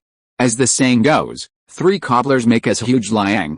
Finally, everyone came up with a good idea, which was to let thousands of engineer ants who were good at digging take the beetle plane to land on the top of the almost dead castle, dig out the entire top of the castle to expose the enemy's tunnel, and then let the artillery ants throw formic acid bombs from above to attack the enemy from a high position, and then let the fighting ants completely eliminate the remaining enemies. After completely eliminating this layer of enemies, do the same operation again. In this way, from top to bottom, destroying the enemy layer by layer, although it is more troublesome, it can minimize casualties and has a greater chance of success. No mistakes, 1 post, 1 content, 1 6, 1 9, 1 book, 1 bar, 1 look. The next morning, the arduous battle to attack the castle began. First, hundreds of beetle planes bombed hundreds of enemy sentinels on the top of the castle and knocked out the enemy's eyes. Then, thousands of Red Ant Army engineer ants took thousands of beetle planes to land on the top of the almost dead castle. After these engineer ants got off the back of the scarab, they used their sharp teeth like hose to dig this oil desperately, and pulled the loosened oil from the top of the castle to the bottom of the castle, just like digging oil on the top of the mountain. While the engineer ants were working, Dozens of scarab planes flew around the castle to patrol from time to time to prevent the enemy's counterattack and damage to the construction of the engineer ants, providing them with air protection. In less than an hour, thousands of engineer ants used their sharp teeth to pull off the top of the castle, revealing the crisscrossing first layer of tunnel network. Many Hun ants rushed out and bit each other with these digging engineer ants, fighting fiercely. The scarab planes flying in the air wanted to join the battle, but because the enemy and us were fighting together, it was difficult to fire artillery bombs, so they could only do nothing to help. Soon, the battle situation was reported to the front command of the Red Ant Army, and the commander hurriedly dispatched strong fighting ants to take the scarab fighter planes to reinforce. Soon, thousands of fighting ants landed on the top of the castle in a scarab plane. At this time, only a few hundred engineer ants were left fighting with the enemy ants that were several times their number. The others had already died in the battle. After the fighting ants came up, the situation quickly reversed. At the same time, the scarab fighter planes also took the opportunity to fire at the places where there were more enemy troops. Not long after, all the enemy troops that rushed up were wiped out. A scarab fighter plane immediately notified the frontline command center and requested to dispatch new engineer ants to replenish the troops. End of this chapter. Thank you very much for reaching the end. Don't forget to like. Looking for more exclusive content and immediate access? Subscribe to our Patreon. Remember, every like, subscription, or donation encourages us to continue. Thanks to everyone. See you in the next video.